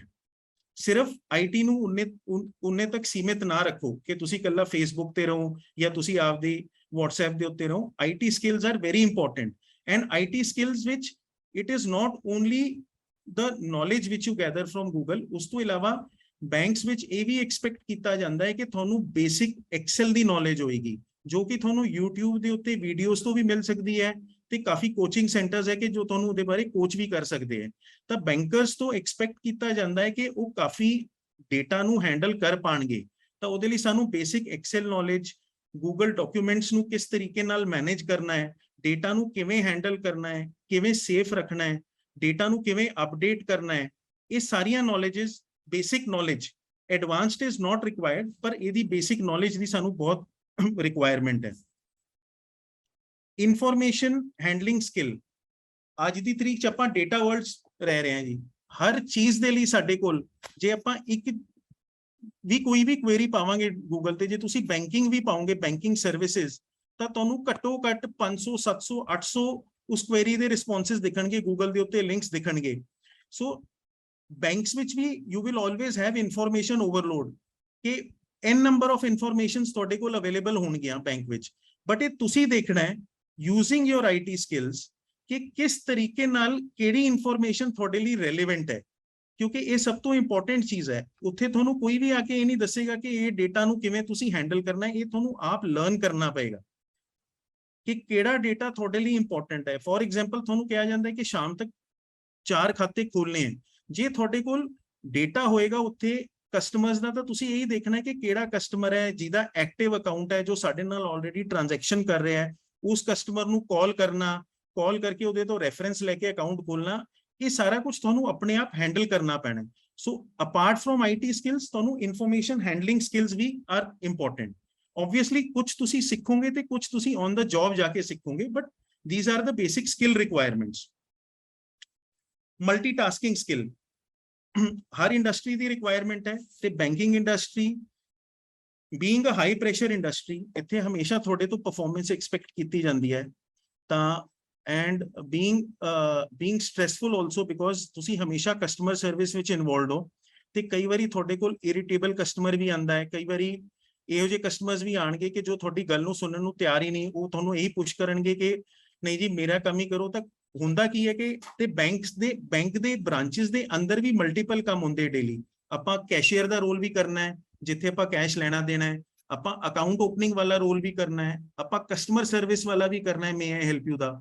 ਕਈ ਵਾਰੀ ਬੱਚਿਓ ਆਪਾਂ ਨੂੰ ਇਹ ਨਹੀਂ ਪਤਾ ਹੁੰਦਾ ਕਿ ਆਪਾਂ ਸੋਚ ਕੇ ਜਾਂਦੇ ਆ, 5 ਪੁਆਇੰਟ ਨੋਟ ਕਰਕੇ ਲੈ ਜਾਂਦੇ ਆ ਕਿ ਅੱਜ ਮੈਂ ਇਹ ਕੰਮ ਕਰਨਾ ਹੈ, ਇਹ ਕੰਮ ਕਰਨਾ ਹੈ ਤੇ ਇਹ ਕੰਮ ਕਰਨਾ ਹੈ, ਤੇ ਜਦੋਂ ਆਪਾਂ ਉੱਥੇ ਪਹੁੰਚਦੇ ਆ ਤੇ ਉਹ 5 ਕੰਮ ਛੱਡ ਕੇ ਆਪਾਂ ਨੂੰ ਪਤਾ ਲੱਗਦਾ ਜੀ ਅੱਜ ਤਾਂ ਆਪਾਂ ਕੈਸ਼ ਕਾਊਂਟਰ ਤੇ ਬੈਠਣਾ ਜਾ ਕੇ, ਤੇ ਆਪਣੇ ਉਹ 5 ਕੰਮ ਪਤਾ ਨਹੀਂ ਕਦੋਂ ਕਰਾਂਗੇ। ਸੋ ਆਪਣੇ ਵਿੱਚ ਇਹੋ ਜਿਹੇ ਸਕਿੱਲ ਹੋਣੇ ਚਾਹੀਦੇ ਕਿ ਆਪਾਂ ਇਹ ਕਲੀਅਰ ਕਰੀਏ ਕਿ ਉਹ 5 ਚੋਂ ਕਿਹੜੇ 3 ਮੇਰੇ ਪ੍ਰਾਇੋਰਟੀ ਵਾਲੇ ਅੱਜ ਦੇ ਕੰਮ ਹੈ ਜਿਨ੍ਹਾਂ ਨੂੰ ਮੈਂ ਨਾਲ ਕਰਨਾ ਹੈ, ਕਿਉਂਕਿ ਪਰਫਾਰਮੈਂਸ ਜਿਹੜੀ ਹੈ ਤਾਂ ਹੀ ਤੁਹਾਡੀ ਮੈਜ਼ਰ ਕੀਤੀ ਜਾਏਗੀ ਕਿ ਤੁਸੀਂ ਮਲਟੀਪਲ ਟਾਸਕ ਨੂੰ ਕਿਵੇਂ ਹੈਂਡਲ ਕਰ ਸਕਦੇ ਹੋ। ਈਮੇਲਸ ਵੀ ਆਣਗੀਆਂ, ਕਸਟਮਰ ਇਸ਼ੂਜ਼ ਵੀ ਆਣਗੇ, ਘਰ ਵੀ ਵਾਪਸ ਜਾਣਾ ਹੈ, ਠੀਕ ਹੈ, ਕੰਮ ਵੀ ਸਾਰਾ ਖਤਮ ਕਰਨਾ ਹੈ। So you have to work on timings, ਤੁਹਾਨੂੰ ਸਮੇਂ ਸਿਰ ਸਾਰਾ ਕੰਮ ਕੰਪਲੀਟ ਕਰਨਾ ਪਏਗਾ। ਤੇ ਅਬਿਲਿਟੀ ਰੱਖਣੀ ਪਏਗੀ ਮਲਟੀਟਾਸਕ ਕਰਨ ਦੀ। क्रिटिकल थिंकिंग स्किल्स ये बड़ा इंपॉर्टेंट चीज है। ਜਦੋਂ ਤੁਹਾਡਾ ਗਵਰਨਮੈਂਟ ਐਗਜ਼ਾਮਸ ਵੀ ਹੁੰਦੇ ਹੈ ਗਵਰਨਮੈਂਟ ਬੈਂਕਸ ਲਈ, ਤਾਂ ਡੇਟਾ ਐਨਾਲਾਈਸਿਸ, ਡੇਟਾ ਇੰਟਰਪ੍ਰੀਟੇਸ਼ਨ, ਇਹ ਸਾਰੀਆਂ ਚੀਜ਼ਾਂ ਜਿਹੜੀਆਂ ਹੈ ਇਹਨਾਂ ਦੇ ਵੀ ਐਗਜ਼ਾਮ ਹੁੰਦੇ ਹੈ। ਇਸ ਕਰਕੇ ਕਿਉਂਕਿ ਬੈਂਕਰ ਤੋਂ ਇੱਕ ਬੇਸਿਕ ਐਕਸਪੈਕਟੈਂਸੀ ਹੁੰਦੀ ਹੈ ਕਿ ਜਿਹੜਾ ਉਹਦੇ ਕੋਲ ਡੇਟਾ ਆਏਗਾ ਹੀ is able to take a decision ਕਿ ਕੀ ਸਹੀ ਹੈ ਤੇ ਕੀ ਗਲਤ ਹੈ ਉਸ ਡੇਟਾ ਦੇ ਵਿੱਚ। ਫॉर एग्जांपल ਤੁਹਾਡੇ ਕੋਲ ਕੋਈ ਕਸਟਮਰ ਲੋਨ ਲੈਣ ਆਂਦਾ ਹੈ, ਠੀਕ ਹੈ, ਉਹਦੇ ਜਿਹੜੇ ਡਾਕੂਮੈਂਟਸ ਹੈ, ਜਿੰਨੇ ਵੀ ਉਹਦੇ ਕਾਗਜ਼ ਹੈ, ਉਹ ਤਾਂ ਸਾਰੇ ਸ਼ੋ ਕਰ ਰਹੇ ਕਿ ਉਹ ਲੋਨ ਲਈ ਐਲੀਜੀਬਲ ਹੈ। ਬਟ ਐਜ਼ ਅ ਬੈਂਕਰ ਤੁਹਾਨੂੰ ਉਹਦੇ ਤੋਂ ਬਿਯੋਂਡ ਜਾਣਾ ਪਏਗਾ ਕਿ ਉਹ ਕਸਟਮਰ ਦਾ ਬਿਹੇਵੀਅਰ ਕਿੱਦਾਂ ਹੈ, ਉਹ ਕਸਟਮਰ ਦਾ ਬਿਹੇਵੀਅਰ ਤੋਂ ਇਲਾਵਾ ਉਹਦਾ ਕਸਟਮਰ ਬਿਹੇਵੀਅਰ ਕਿਸ ਤਰੀਕੇ ਨਾਲ ਹੈ, ਉਹ ਕਸਟਮਰ ਦੀ ਰੈਪਿਊਟੇਸ਼ਨ ਕਿੱਦਾਂ ਹੈ ਮਾਰਕੀਟ ਵਿੱਚ। ਸੋ ਇਹ ਸਾਰੀਆਂ ਚੀਜ਼ਾਂ ਤੁਹਾਨੂੰ ਇੱਕ ਕਸਟਮਰ ਬਾਰੇ ਅਲੱਗ-ਅਲੱਗ ਸੋਰਸਿਸ ਤੋਂ ਡੇਟਾ ਗੈਦਰ ਕਰਨਾ ਪਏਗਾ, ਇਨਫੋਰਮੇਸ਼ਨ ਲੈਣੀ ਪਏਗੀ ਤੇ ਉਸ ਤੋਂ ਬਾਅਦ ਤੁਹਾਨੂੰ ਉਹਨੂੰ ਐਨਾਲਾਈਜ਼ ਕਰਕੇ ਡਿਸਾਈਡ ਕਰਨਾ ਪਏਗਾ ਕਿ ਸਿਰਫ ਕਾਗਜ਼ਾਂ ਦੇ ਬੇਸਿਸ ਤੇ ਵੈਸੇ ਵੀ ਇਹ ਕੁਆਲੀਫਾਈ ਕਰਦਾ ਹੈ ਕਿ ਕਾਗਜ਼ਾਂ ਦੇ ਉੱਤੇ ਤਾਂ ਕੁਆਲੀਫਾਈ ਕਰ ਰਿਹਾ ਬਟ ਵੈਸੇ ਨਹੀਂ ਕੁਆਲੀਫਾਈ ਕਰ ਸਕਦਾ। ਤਾਂ ਇਸ ਕਰਕੇ ਆਪ ਸਾਡੇ ਜਿਹੜੇ ਕ੍ਰਿਟੀਕਲ ਥਿੰਕਿੰਗ ਸਕਿੱਲਸ ਹੈ ਇਹ ਬਹੁਤ ਇੰਪੋਰਟੈਂਟ ਹੈ ਬੈਂਕਿੰਗ ਵਿੱਚ। ਇਹ ਸਭ ਤੋਂ ਇੰਪੋਰਟੈਂਟ ਚੀਜ਼ ਹੈ ਜੀ ਕਿ ਜਿੱਦਾਂ ਮੈਂ ਤੁਹਾਨੂੰ ਪਹਿਲਾਂ ਦੱਸਿਆ ਕਿ banking is a high pressure job. So ਕਈ ਵਾਰੀ ਤੁਸੀਂ ਦੇਖੋਗੇ ਕਿ ਤੁਹਾਨੂੰ ਆਪ ਦਾ ਕੰਮ ਤਾਂ ਕਰਨਾ ਹੀ ਪੈਣਾ, ਬਟ ਤੁਹਾਡੇ ਨਾਲ ਵਾਲੇ ਕੋਲ ਵੀ ਅਗਰ ਕੋਈ ਬਹੁਤ ਜ਼ਿਆਦਾ ਪ੍ਰੈਸ਼ਰ ਹੈ, ਕੋਈ ਰਸ਼ ਹੈ, ਕੋਈ ਕੈਸ਼ ਕਾਊਂਟਰ ਦੇ ਉੱਤੇ ਨਾਰਮਲੀ 10 ਕਸਟਮਰ ਆਉਂਦੇ ਡੇਲੀ, ਅੱਜ 35 ਆ ਗਏ, ਤਾਂ ਸ਼ਾਇਦ ਤੁਹਾਨੂੰ ਉੱਥੇ ਵੀ ਜਾ ਕੇ ਉਹਨਾਂ ਨਾਲ ਹੈਲਪ ਕਰਨੀ ਪਊਗੀ। ਇਹ ਨਹੀਂ ਹੈ ਕਿ ਆਪਾਂ ਆਪਣੀ ਸੀਟ ਤੇ ਬੈਠੇ ਆ, ਆਪਾਂ ਖਾਲੀ ਬੈਠੇ ਆ ਤੇ ਸਾਹਮਣੇ ਵਾਲਾ ਕੰਮ ਕਰ ਰਿਹਾ। ਜਦੋਂ ਆਪਾਂ ਕੰਮ ਕਰਦੇ ਆ we have to work like a team, ਅਸੀਂ ਸਾਰੇ ਇਕੱਠੇ ਆ। ਸੋ ਸਾਰਿਆਂ ਨੂੰ ਇੱਕ ਇਕੱਠੇ ਕੰਮ ਕਰਨਾ ਪੈਣਾ। ਇਹ ਨਹੀਂ ਹੋ ਸਕਦਾ ਕਿ ਮੈਂ ਇਕੱਲਾ ਸਭ ਕੁਝ ਕਰ ਲੂੰਗਾ, ਇਕੱਲਾ ਕੋਈ ਵੀ ਕੁਝ ਨਹੀਂ ਅਚੀਵ ਕਰ ਸਕਦਾ। ਜੋ ਵੀ ਅਚੀਵਮੈਂਟ ਹੋਏਗੀ ਉੱਥੇ ਉਹ ਟੀਮ ਦੀ ਹੋਏਗੀ, ਜਾਂ ਤਾਂ ਟੀਮ ਅਚੀਵ ਕਰੇਗੀ ਜਾਂ ਟੀਮ ਅਚੀਵ ਨਹੀਂ ਕਰੇਗੀ। ਸੋ ਆਪਾਂ ਨੂੰ ਉਹਦਾ ਇੱਕ ਪਾਰਟ ਬਣਨਾ ਪਏਗਾ। ਇਹ ਸਭ ਤੋਂ ਇੰਪੋਰਟੈਂਟ ਚੀਜ਼ ਹੈ ਜੀ, ਕੰਟੀਨਿਊਸ ਲਰਨਿੰਗ। ਲਾਈਫ ਵਿੱਚ ਆਪਾਂ ਕੁਝ ਵੀ ਕਰਨਾ ਚਾਹੀਏ, ਇਹ ਹਮੇਸ਼ਾ ਯਾਦ ਰੱਖਣਾ ਕਿ ਤੁਹਾਨੂੰ ਸਕਿੱਲ ਅਪਗ੍ਰੇਡੇਸ਼ਨ ਡੇਲੀ ਕਰਨੀ ਪਏਗੀ। ਬੈਂਕਿੰਗ ਇੰਨਾ ਡਾਇਨਾਮਿਕ ਸੈਕਟਰ ਹੋ ਚੁੱਕਿਆ ਹੈ ਕਿ ਡੇਲੀ ਚੇਂजेस ਆ ਰਹੇ ਹੈ ਬੈਂਕਿੰਗ ਵਿੱਚ। ਅੱਜ ਕੁਛ ਹੈ, ਕੱਲ ਸਵੇਰੇ ਕੁਛ ਹੈ, ਪਰਸੋਂ ਕੁਛ ਹੈ। ਰੈਗੂਲੇਟਰ ਆਰਬੀਆਈ ਜਿਹੜਾ ਹੈ, ਆਰਬੀਆਈ ਡੇਲੀ ਨਵੀਂ ਗਾਈਡਲਾਈਨਸ ਦੇ ਰਿਹਾ ਹੈ। ਸੋ ਤੁਹਾਨੂੰ ਅਗਰ ਤੁਸੀਂ ਗਰੋ ਕਰਨਾ ਚਾਹੁੰਦੇ ਹੋ ਬੈਂਕਿੰਗ ਸੈਕਟਰ ਦੇ ਵਿੱਚ, ਤਾਂ ਇੰਪੋਰਟੈਂਟ ਹੈ ਕਿ ਤੁਹਾਨੂੰ ਡੇਲੀ ਆਪਣੇ ਆਪ ਨੂੰ ਅਪਗ੍ਰੇਡ ਰੱਖਣਾ ਹੀ ਪਏਗਾ। ਬੈਂਕਸ ਦੇ ਵਿੱਚ ਗਾਈਡਲਾਈਨਸ ਆਉਂਦੀਆਂ ਰੈਗੂਲਰਲੀ, ਉਹ ਤੁਹਾਨੂੰ ਪਤਾ ਚੈੱਕ ਕਰਨੀਆਂ ਪੈਣਗੀਆਂ ਡੇਲੀ ਬੇਸਿਸ ਦੇ ਉੱਤੇ। ਇਹ ਨਹੀਂ ਹੋਏਗਾ ਕਿ ਅੱਜ ਆਪਾਂ ਨੂੰ ਜੌਬ ਮਿਲ ਗਈ, ਆਪਾਂ 20ਵੀਂ ਪੌੜੀ ਤੇ ਤਾਂ ਚੜ ਗਏ, ਹੁਣ 20ਵੀਂ ਤੋਂ 40ਵੀਂ ਦੇ ਉੱਤੇ ਜਾਣਾ, ਤਾਂ ਸਾਨੂੰ ਲੱਗਦਾ 20ਵੀਂ ਤੇ ਪਹੁੰਚ ਗਏ ਤਾਂ ਸਭ ਖਤਮ, ਸਭ ਹੋ ਗਿਆ, ਹੁਣ 40ਵੀਂ ਤੇ ਆਪੇ ਪਹੁੰਚਾਂਗੇ। ਉਦਾਂ ਨਹੀਂ ਪਹੁੰਚੋਗੇ, ਫਿਰ ਚੜਨਾ ਪੈਣਾ, ਫਿਰ ਮਿਹਨਤ ਕਰਨੀ ਪੈਣੀ ਹੈ। ਹਰ ਸਟੇਜ ਦੇ ਉੱਤੇ ਮਿਹਨਤ ਹੈ, ਹਰ ਸਟੈਪ ਦੇ ਉੱਤੇ ਮਿਹਨਤ ਹੈ, ਜਦ ਤੱਕ ਕਿ ਤੁਸੀਂ ਇੱਕ ਲੈਵਲ ਦੇ ਉੱਤੇ ਨਹੀਂ ਪਹੁੰਚਦੇ। ਤੇ ਜਿੱਦਾਂ ਜਿੱਦਾਂ ਤੁਹਾਡਾ ਲੈਵਲ ਬੈਂਕਿੰਗ ਵਿੱਚ ਵਧੇਗਾ, ਉਦਾਂ ਉਦਾਂ ਤੁਹਾਡੇ ਉੱਤੇ ਪ੍ਰੈਸ਼ਰ ਵਧੇਗਾ। So we have to be very clear ਕਿ ਅਸੀਂ ਸਟ੍ਰੈਸ ਨੂੰ ਸਹੀ ਢੰਗ ਨਾਲ ਹੈਂਡਲ ਕਰ ਪਾਵਾਂਗੇ। ਸਾਨੂੰ ਆਪਦੇ ਇਮੋਸ਼ਨਸ ਨੂੰ, ਆਪਦੇ ਸਟ੍ਰੈਸ ਨੂੰ, ਆਪਦੀ ਥਿੰਕਿੰਗ ਨੂੰ ਹਮੇਸ਼ਾ ਪੋਜ਼ਿਟਿਵ ਰੱਖਣਾ ਪਏਗਾ। ਠੀਕ ਹੈ। ਹੁਣ ਬੈਂਕਿੰਗ ਨੂੰ ਆਪਾਂ ਐਜ਼ ਅ ਕਰੀਅਰ ਕਿਉਂ ਚੁਣੀ ਹੈ? ਇਹੋ ਜਿਹਾ ਕੀ ਹੈ ਬੈਂਕਿੰਗ ਦੇ ਵਿੱਚ ਕਿ ਆਪਾਂ ਇਹਨੂੰ ਐਜ਼ ਅ ਕਰੀਅਰ ਚੁਣੀਏ? ਸਭ ਤੋਂ ਪਹਿਲੀ ਚੀਜ਼ ਹੈ ਜੀ ਕਿ ਬਹੁਤ it is a safe career and it is a respectable career. ਕੋਈ ਵੀ ਬੈਂਕਰ ਹੈ ਉਹਨੂੰ ਬਹੁਤ ਰਿਸਪੈਕਟ ਨਾਲ ਦੇਖਿਆ ਜਾਂਦਾ ਹੈ, ਬਹੁਤ ਹੀ ਰਿਸਪੈਕਟੇਬਲ ਮੰਨਿਆ ਜਾਂਦਾ ਹੈ ਕਿ ਠੀਕ ਹੈ, they are helping the economy grow. ਇਹ ਇਕੋਨੋਮੀ ਦੀ ਗਰੋਥ ਦੇ ਵਿੱਚ ਸਭ ਤੋਂ ਇੰਪੋਰਟੈਂਟ ਪਾਰਟਿਸਿਪੇਟਿੰਗ ਫੰਕਸ਼ਨ ਹੈ ਜੀ ਬੈਂਕਸ। ਬੈਂਕਿੰਗ ਵਾਸਤੇ ਕੋਈ ਸਪੈਸ਼ਲ ਐਜੂਕੇਸ਼ਨ ਰਿਕੁਆਇਰਡ ਨਹੀਂ ਹੈ। ਇਹ ਵਨ ਆਫ ਦਾ ਫਿਊ ਫੀਲਡਸ ਹੈ ਜਿੱਥੇ ਤੁਹਾਨੂੰ ਇਹ ਨਹੀਂ ਹੈ ਕਿ ਤੁਸੀਂ ਕੋਈ ਆਈਟੀ ਦਾ ਸਪੈਸ਼ਲ ਕੋਰਸ ਕਰਨਾ ਹੈ ਜਾਂ ਤੁਸੀਂ ਕੋਈ ਬੀਕਾਮ ਕੀਤੀ ਹੋਏ ਤਾਂ ਹੀ ਤੁਸੀਂ ਜਾਓਗੇ। ਤੁਸੀਂ ਸਿੰਪਲ ਗ੍ਰੈਜੂਏਟ ਹੋ, ਤੁਸੀਂ ਬੀਕਾਮ ਕੀਤੀ ਹੈ, ਬੀਏ ਕੀਤੀ ਹੈ, ਬੀਐਸਸੀ ਕੀਤੀ ਹੈ, ਬੀਐਸਸੀ ਆਈਟੀ ਕੀਤੀ ਹੈ, ਬੀਐਸਸੀ ਐਗਰੀ ਕੀਤੀ ਹੈ, ਤੁਹਾਡੇ 'ਚ ਕਾਮਨ ਸੈਂਸ ਹੈ, ਤੁਹਾਡੇ ਵਿੱਚ ਬੇਸਿਕ ਆਈਕਿਊ ਹੈ, ਇੰਟੈਲੀਜੈਂਸ ਹੈ, you can become a banker. ਤੁਸੀਂ ਬੈਂਕਰ ਬਣ ਸਕਦੇ ਹੋ। ਕਾਫੀ ਫੈਸਿਲਿਟੀਜ਼ ਵੀ ਮਿਲਦੀਆਂ, ਜਿੱਦਾਂ ਕਿ ਮਾਰਕੀਟ ਨਾਲੋਂ ਘੱਟ ਰੇਟ ਦੇ ਉੱਤੇ ਆਪਦੇ EMPLOYEES ਨੂੰ ਬੈਂਕਸ ਹੋਮ ਲੋਨ ਦਿੰਦੇ ਹੈ, ਐਜੂਕੇਸ਼ਨ ਲੋਨ ਦਿੰਦੇ ਹੈ, ਤੁਹਾਨੂੰ ਪਰਸਨਲ ਲੋਨਸ ਦਿੰਦੇ ਹੈ, ਵਹੀਕਲ ਲੋਨ ਦਿੰਦੇ ਹੈ। इंश्योरेंस कवरेज मिलता है जी फैमिली वास्ते भी ते आपदे वास्ते भी, लाइफ इंश्योरेंस कवरेज अपने वास्ते भी मिलता है ते मैडिकल इंश्योरेंस कवरेज फैमिली वास्ते भी मिलता है। ते जिहड़ा मैडिकल इंश्योरेंस कवरेज मिलता है उहदे विच जे किसी दे फैमिली विच कोई बंदा ऑलरेडी किसी बीमारी तो जूझ रहा है ਉਹਦਾ भी कवर विचे होएगा, वो भी विचे कवर्ड होएगा, जो खर्चा होएगा ਉਹਨੂੰ बैंक ही भरेगा। सो नॉर्मली ਆਪਾਂ इंश्योरेंस लैन जाइए कितने भी मैडिकल इंश्योरेंस लैन जाइए ਤਾਂ ਸਭ ਤੋਂ ਵੱਡਾ ਚੈਲੰਜ ਇਹੀ ਹੁੰਦਾ ਹੈ ਜੀ ਕਿ ਤੁਹਾਨੂੰ ਆਲਰੇਡੀ ਐਗਜ਼ਿਸਟਿੰਗ ਕੀ ਪ੍ਰੋਬਲਮਸ ਹੈ ਤਾਂ ਤੁਹਾਨੂੰ ਉਹ ਮੈਡੀਕਲ ਇੰਸ਼ੋਰੈਂਸ ਵਿੱਚ ਉਹ ਐਕਸਕਲੂਡ ਕਰਦੇ ਹੈ ਕੁਝ ਟਾਈਮ ਲਈ, ਹੈ ਨਾ। ਇੱਥੇ but you are given a group medical insurance ਜਿਹਦੇ ਵਿੱਚ ਅਗਰ ਆਪਣੇ ਆਪਾਂ ਨੂੰ ਜਾਂ ਆਪਣੇ ਕਿਸੇ ਵੀ ਡਿਪੈਂਡੈਂਟ ਫੈਮਿਲੀ ਮੈਂਬਰ ਨੂੰ ਕੋਈ ਪ੍ਰੋਬਲਮ ਆਉਂਦੀ ਹੈ ਤਾਂ ਬੈਂਕ ਤਾਂ ਉਹ ਮੈਡੀਕਲ ਗਰੁੱਪ ਮੈਡੀਕਲ ਇੰਸ਼ੋਰੈਂਸ ਦੇ ਥੱਲੇ ਕਵਰਡ ਹੁੰਦਾ ਹੈ।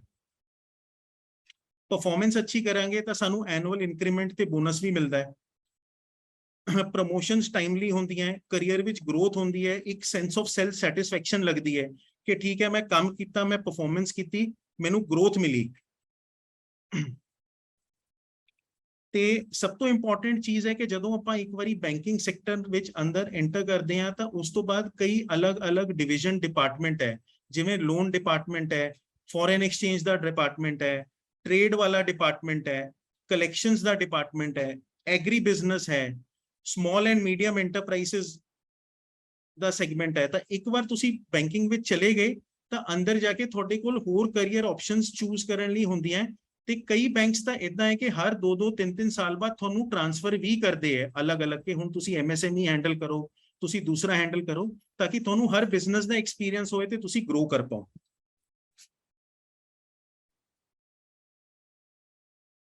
प्राइमरली बैंकिंग विच पब्लिक ते प्राइवेट सैक्टर बैंक्स है ते ऑब्वियसली रीजनल रूरल बैंक्स भी है, बट उन्हां दा सेगमेंट ते उन्हां दा presence is very limited state wise ते उन्हां दी functioning is more like public sector banks.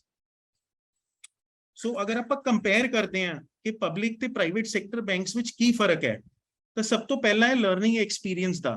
जिहड़ा पब्लिक सैक्टर बैंक्स है वो काफी टाइम, फॉर एग्जाम्पल तुसी एक प्रोबेशनरी ऑफिसर अगर पब्लिक सैक्टर बैंक में ज्वाइन करते हो तो 2 साल तक वो थोनू अलग अलग डिपार्टमेंट ते अलग अलग डिविजन्स विच भेजणगे, थोनू काम सिखाणगे, काम कराणगे। 3 महीने एक जगह ते लगाता उन्होंने थोनू ऑल ओवर इंडिया घुमा देना। जे तुसी state bank of India which PO लगदे हो तो थोनू ऑल ओवर इंडिया कित्थे भी घुमा देंदे जी, कदे कित्थे पोस्टिंग 3 महीने, कदे 6 महीने कित्थे पोस्टिंग। वो इस करके हुंदा है ताकि सानू पूरा आइडिया लगे कि overall banking the requirement through out the country कितना है। बिकॉज PO तो ही लोगों ने फ्यूचर कल नू उत्थे रीजनल मैनेजर बनना है, जनरल मैनेजर बनना है ते MD भी बन के जाना है किसी ना किसी बंदे ने। उन्हां चों जिन्ने भी MD है या जिन्ने भी regional manager, zonal manager, general manager ने, ये सारे किसी ना किसी समय प्रोबेशनरी ऑफिसर बन के आए सी ये बैंकां च। प्राइवेट सैक्टर बैंक जिहड़ा है इन्हां दा ज्यादा फोकस हैंड्स ऑन एक्सपीरियंस विच हुंदा है।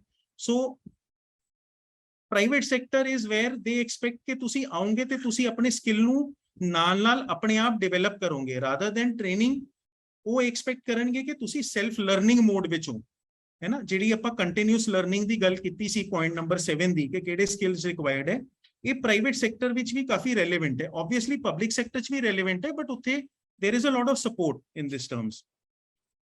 करियर पाथ की गल करिए तो एक जमाना सीगा जदों प्राइवेट सैक्टर आ रहा सीगा ਤਾਂ ਇਹ ਐਕਸਪੈਕਟਡ ਸੀਗਾ ਕਿ ਸ਼ਾਇਦ ਪਬਲਿਕ ਸੈਕਟਰ ਬੈਂਕਸ ਦੇ ਉੱਤੇ ਹੀ ਫੇਥ ਰਹੇਗਾ ਲੋਕਾਂ ਦਾ, ਕਿਉਂਕਿ ਸਰਕਾਰੀ ਬੈਂਕ ਹੈ, ਇਹਨਾਂ ਵਿੱਚ ਪੈਸਾ ਸਾਡਾ ਸੇਫ ਹੈ। ਬਟ ਅੱਜ ਜਦੋਂ ਆਪਾਂ 20 ਸਾਲਾਂ ਬਾਅਦ ਦੇਖਦੇ ਹਾਂ, ਆਲਮੋਸਟ 25-26 ਸਾਲ ਹੋ ਗਏ ਜੀ, 96 ਵਿੱਚ ਆਏ ਸੀ ਤੇ ਉਦੋਂ ਹੀ ਮੈਂ ਆਪਣਾ ਕਰੀਅਰ ਸ਼ੁਰੂ ਕੀਤਾ ਸੀ ਬੈਂਕ ਆਫ ਪੰਜਾਬ 'ਚ, ਤੇ ਅੱਜ 2022 ਦੀ ਗੱਲ ਹੈ ਜੀ, ਤੇ ਆਪਣਾ ਜ਼ਿਆਦਾ ਫੇਥ ਲੋਕਾਂ ਦਾ ਪ੍ਰਾਈਵੇਟ ਸੈਕਟਰ ਦੇ ਉੱਤੇ ਬਣ ਚੁੱਕਿਆ ਹੈ। Why? Because of customer service. इन्हां दी क्वालिटी ऑफ कस्टमर सर्विस, इन्हां दा कम्युनिकेशन विद द कस्टमर इन्ना ज्यादा ट्रांसपेरेंट ते ओपन है compared to the public sector banks. No doubt वो भी चेंज कर रहे हैं, बट इन्ना ज्यादा ट्रांसपेरेंट होने करके इन्ना ज्यादा लोगों ने प्राइवेट सेक्टर बैंक्स नू अपनाया है। इहदे करके इन्हां दी ग्रोथ जिहड़ी है वो बहुत ह्यूज नंबर ते हुई है, ते इन्नी ज्यादा ह्यूज हुई है कि अज दी तारीख विच कि private sector is on the verge of overtaking the public sector. ਤੁਸੀਂ ਇਹ ਦੇਖੋ ਕਿ ਅੱਜ ਗਵਰਨਮੈਂਟ ਬਿੱਲ ਲੈ ਕੇ ਆ ਰਹੀ ਹੈ ਜਿਹਦੇ ਵਿੱਚ ਉਹ ਪ੍ਰਾਈਵੇਟਾਈਜੇਸ਼ਨ ਦੀ ਗੱਲ ਕਰ ਰਹੀ ਹੈ ਕਿ ਜਿਹੜੇ ਸਰਕਾਰੀ ਬੈਂਕਸ ਹੈ ਉਹਨਾਂ ਚੋਂ ਵੀ ਕਈ ਬੈਂਕਸ ਨੂੰ ਪ੍ਰਾਈਵੇਟਾਈਜ਼ ਕਰਨ ਦਾ ਸੋਚਿਆ ਜਾ ਰਿਹਾ ਹੈ। ਸੋ the career growth in private sector is anytime better as of now. Promotion criteria private sector which primarily promotion ਜਿਹੜੀ ਹੁੰਦੀ ਹੈ ਉਹ ਤੁਹਾਡੀ seniority basis ਦੇ ਉੱਤੇ ਹੁੰਦੀ ਕਿ ਠੀਕ ਹੈ 5 ਸਾਲ ਬਾਅਦ ਜਾਂ 7 ਸਾਲ ਬਾਅਦ ਜਾਂ 4 ਸਾਲ ਬਾਅਦ ਤੁਹਾਡੀ promotion ਹੋਣੀ ਹੈ। ਪਰ ਪਬਲਿਕ ਜਿਹੜਾ ਪਬਲਿਕ ਸੈਕਟਰ ਵਿੱਚ ਪ੍ਰਾਈਵੇਟ ਸੈਕਟਰ ਵਿੱਚ ਇਹ ਮੈਰਿਟ ਦੇ ਉੱਤੇ ਬੇਸਡ ਹੈ। ਜੇ ਤੁਸੀਂ ਪਰਫਾਰਮ ਕਰੋਗੇ ਤਾਂ ਤੁਹਾਨੂੰ ਪ੍ਰਮੋਸ਼ਨ ਜਿਹੜੀ ਹੈ 1 ਸਾਲ ਬਾਅਦ ਵੀ ਮਿਲ ਸਕਦੀ ਹੈ, ਤੁਹਾਨੂੰ ਪ੍ਰਮੋਸ਼ਨ 2 ਸਾਲਾਂ ਬਾਅਦ ਵੀ ਮਿਲ ਸਕਦੀ ਹੈ। ਮੈਂ ਬੰਦਿਆਂ ਨੂੰ 6 ਮਹੀਨੇ ਬਾਅਦ ਵੀ ਪ੍ਰਮੋਟ ਹੁੰਦੇ ਹੋਏ ਦੇਖਿਆ ਜਿਨ੍ਹਾਂ ਨੇ ਕੋਈ ਸੁਪਰ ਐਗਜ਼ੈਂਪਲਰੀ ਪਰਫਾਰਮੈਂਸ ਦਿੱਤੀ ਹੈ, ਉੱਥੇ 6 ਮਹੀਨੇ ਬਾਅਦ ਵੀ ਪ੍ਰਮੋਸ਼ਨ ਹੁੰਦੀ ਵੀ ਦੇਖੀ ਹੈ ਜੀ ਬੰਦੇ। ਸੈਲਰੀਜ਼ ਜਿਹੜੀਆਂ ਕਿਉਂਕਿ ਗਵਰਨਮੈਂਟ ਸੈਕਟਰ ਹੈ, ਗਵਰਨਮੈਂਟ ਦੀਆਂ ਹੋਰ ਓਬਲੀਗੇਸ਼ਨਸ ਹੁੰਦੀਆਂ, so salaries in public sector are comparatively lower as compared to private sector.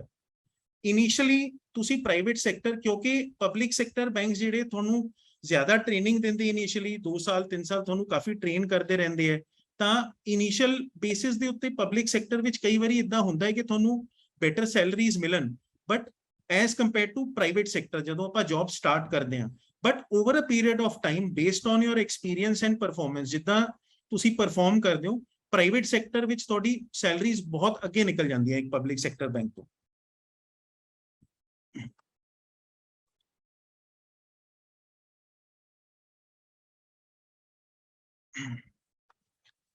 ਇਹ ਇੱਕ ਐਲੀਜੀਬਿਲਿਟੀ ਕ੍ਰਾਈਟੇਰੀਆ ਹੈ ਪਬਲਿਕ ਸੈਕਟਰ ਬੈਂਕਸ ਦੇ ਐਗਜ਼ਾਮੀਨੇਸ਼ਨਸ ਦਾ ਜੋ ਕਿ ਤੁਹਾਡੇ ਨਾਲ ਮੈਂ ਸ਼ੇਅਰ ਕਰ ਰਿਹਾ।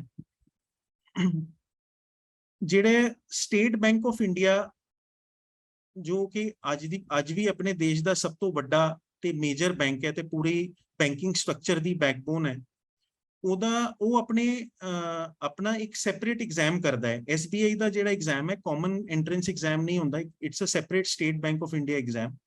ਤੇ ਇਹਨਾਂ ਦੀ 2 ਟਾਈਪ ਦੇ ਐਗਜ਼ਾਮਸ ਨਿਕਲਦੇ ਆ, ਇੱਕ PO ਵਾਸਤੇ ਇੱਕ ਕਲਰਕ ਵਾਸਤੇ।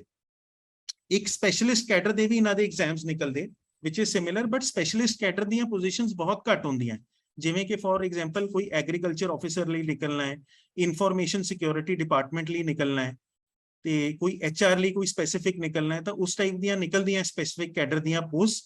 ਬਟ ਨਾਰਮਲ PO ਤੇ ਨਾਰਮਲ ਕਲੈਰੀਕਲ ਪੋਜੀਸ਼ਨ ਦੇ ਵੀ ਲੋਕ ਇਹਨਾਂ ਡਿਪਾਰਟਮੈਂਟਸ ਵਿੱਚ ਜਾ ਸਕਦੇ over a period of time. Age for clerical ਤੇ PO ਇਜ਼ ਆਲਮੋਸਟ ਸਿਮਿਲਰ, 21 ਤੋਂ 30 ਸਾਲ PO ਲਈ, 20 ਤੋਂ 28 ਕਲੈਰੀਕਲ ਲਈ। ਕੁਆਲੀਫਿਕੇਸ਼ਨ ਸਟੇਟ ਬੈਂਕ ਵਿੱਚ ਤੁਹਾਡੀ ਗ੍ਰੈਜੂਏਸ਼ਨ ਕੰਪਲੀਟ ਹੋਣੀ ਚਾਹੀਦੀ ਹੈ। ਐਗਜ਼ਾਮੀਨੇਸ਼ਨ ਦਾ ਸਿਸਟਮ ਜਿਹੜਾ ਹੈ PO ਵਾਸਤੇ ਪ੍ਰੀਲਿਮਿਨਰੀ ਐਗਜ਼ਾਮ ਹੁੰਦਾ ਹੈ ਜੀ, ਪਹਿਲਾਂ ਪ੍ਰੀਲਿਮ ਐਗਜ਼ਾਮ, ਉਸ ਤੋਂ ਬਾਅਦ ਮੇਨ ਐਗਜ਼ਾਮ, ਫਿਰ GD, ਫਿਰ ਇੰਟਰਵਿਊ। ਪ੍ਰੀਲਿਮਿਨਰੀ ਮੇਨਸ ਵਿੱਚ ਕੀ ਆਉਂਦਾ ਉਹ ਮੈਂ ਤੁਹਾਨੂੰ ਦੱਸਾਂਗਾ, ਉਹ ਤਕਰੀਬਨ ਕਾਮਨ ਹੈ ਸਾਰਿਆਂ 'ਚ, ਤਾਂ ਇੱਕ ਵਾਰੀ ਤੁਹਾਨੂੰ ਸਾਰੇ ਬੈਂਕਸ ਦਾ ਕ੍ਰਾਈਟੇਰੀਆ ਦੱਸਦਾ।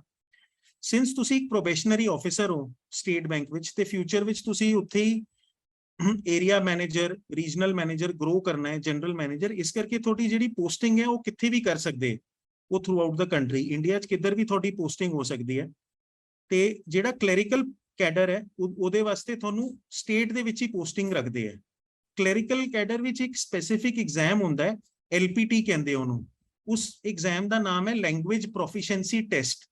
ਕਿਉਂਕਿ ਤੁਹਾਡੀ ਪੋਸਟਿੰਗ ਸਟੇਟ ਦੇ ਵਿੱਚ ਹੀ ਰਹਿਣੀ ਹੈ, ਤਾਂ ਇਸ ਕਰਕੇ ਇਹ ਉਸ ਸਟੇਟ ਦਾ, ਜਿਵੇਂ ਕਿ ਪੰਜਾਬ ਵਿੱਚ, ਜੇ ਆਪਾਂ ਪੰਜਾਬ ਵਿੱਚ ਹੈਗੇ ਆ ਤਾਂ ਆਪਣੇ ਪੰਜਾਬੀ ਦਾ ਟੈਸਟ ਹੋਏਗਾ ਉੱਥੇ ਇੱਕ ਸਪੈਸ਼ਲ, ਜੋ ਕਿ ਸਟੇਟ ਬੈਂਕ ਲਏਗਾ। ਉੱਥੇ ਉਹ ਕਿੱਦਾਂ ਬੰਦਾ ਪੜ੍ਹਦਾ ਹੈ, ਲਿਖਦਾ ਹੈ, ਬੋਲਦਾ ਹੈ, ਇਹ ਸਾਰਾ ਵਰਬਲ ਐਂਡ ਰਿਟਨ, ਇਹ ਦੋਨੋਂ ਐਗਜ਼ਾਮ ਹੁੰਦੇ ਜੀ ਇਹਦੇ, ਕਿਉਂਕਿ ਆਪਾਂ ਕੱਲ ਨੂੰ ਕਸਟਮਰ ਨਾਲ ਡੀਲਿੰਗ ਕਰਨੀ ਹੈ, ਤੇ ਪੰਜਾਬ ਵਿੱਚ ਮੈਕਸਿਮਮ ਪੰਜਾਬੀ ਕਸਟਮਰ ਹੋਏਗਾ, ਗੁਜਰਾਤ ਵਿੱਚ ਗੁਜਰਾਤੀ ਹੋਏਗਾ, ਤਾਂ ਉਸ ਹਿਸਾਬ ਨਾਲ ਇਹ ਤੁਹਾਡੀ ਲੈਂਗੁਏਜ ਪ੍ਰੋਫੀਸ਼ੀਐਂਸੀ ਵੀ ਚੈੱਕ ਕਰਦੇ ਕਿ ਤੁਸੀਂ ਬੋਲ ਪਾਉਂਦੇ ਹੋ, ਸਮਝ ਪਾਉਂਦੇ ਹੋ ਜਾਂ ਨਹੀਂ।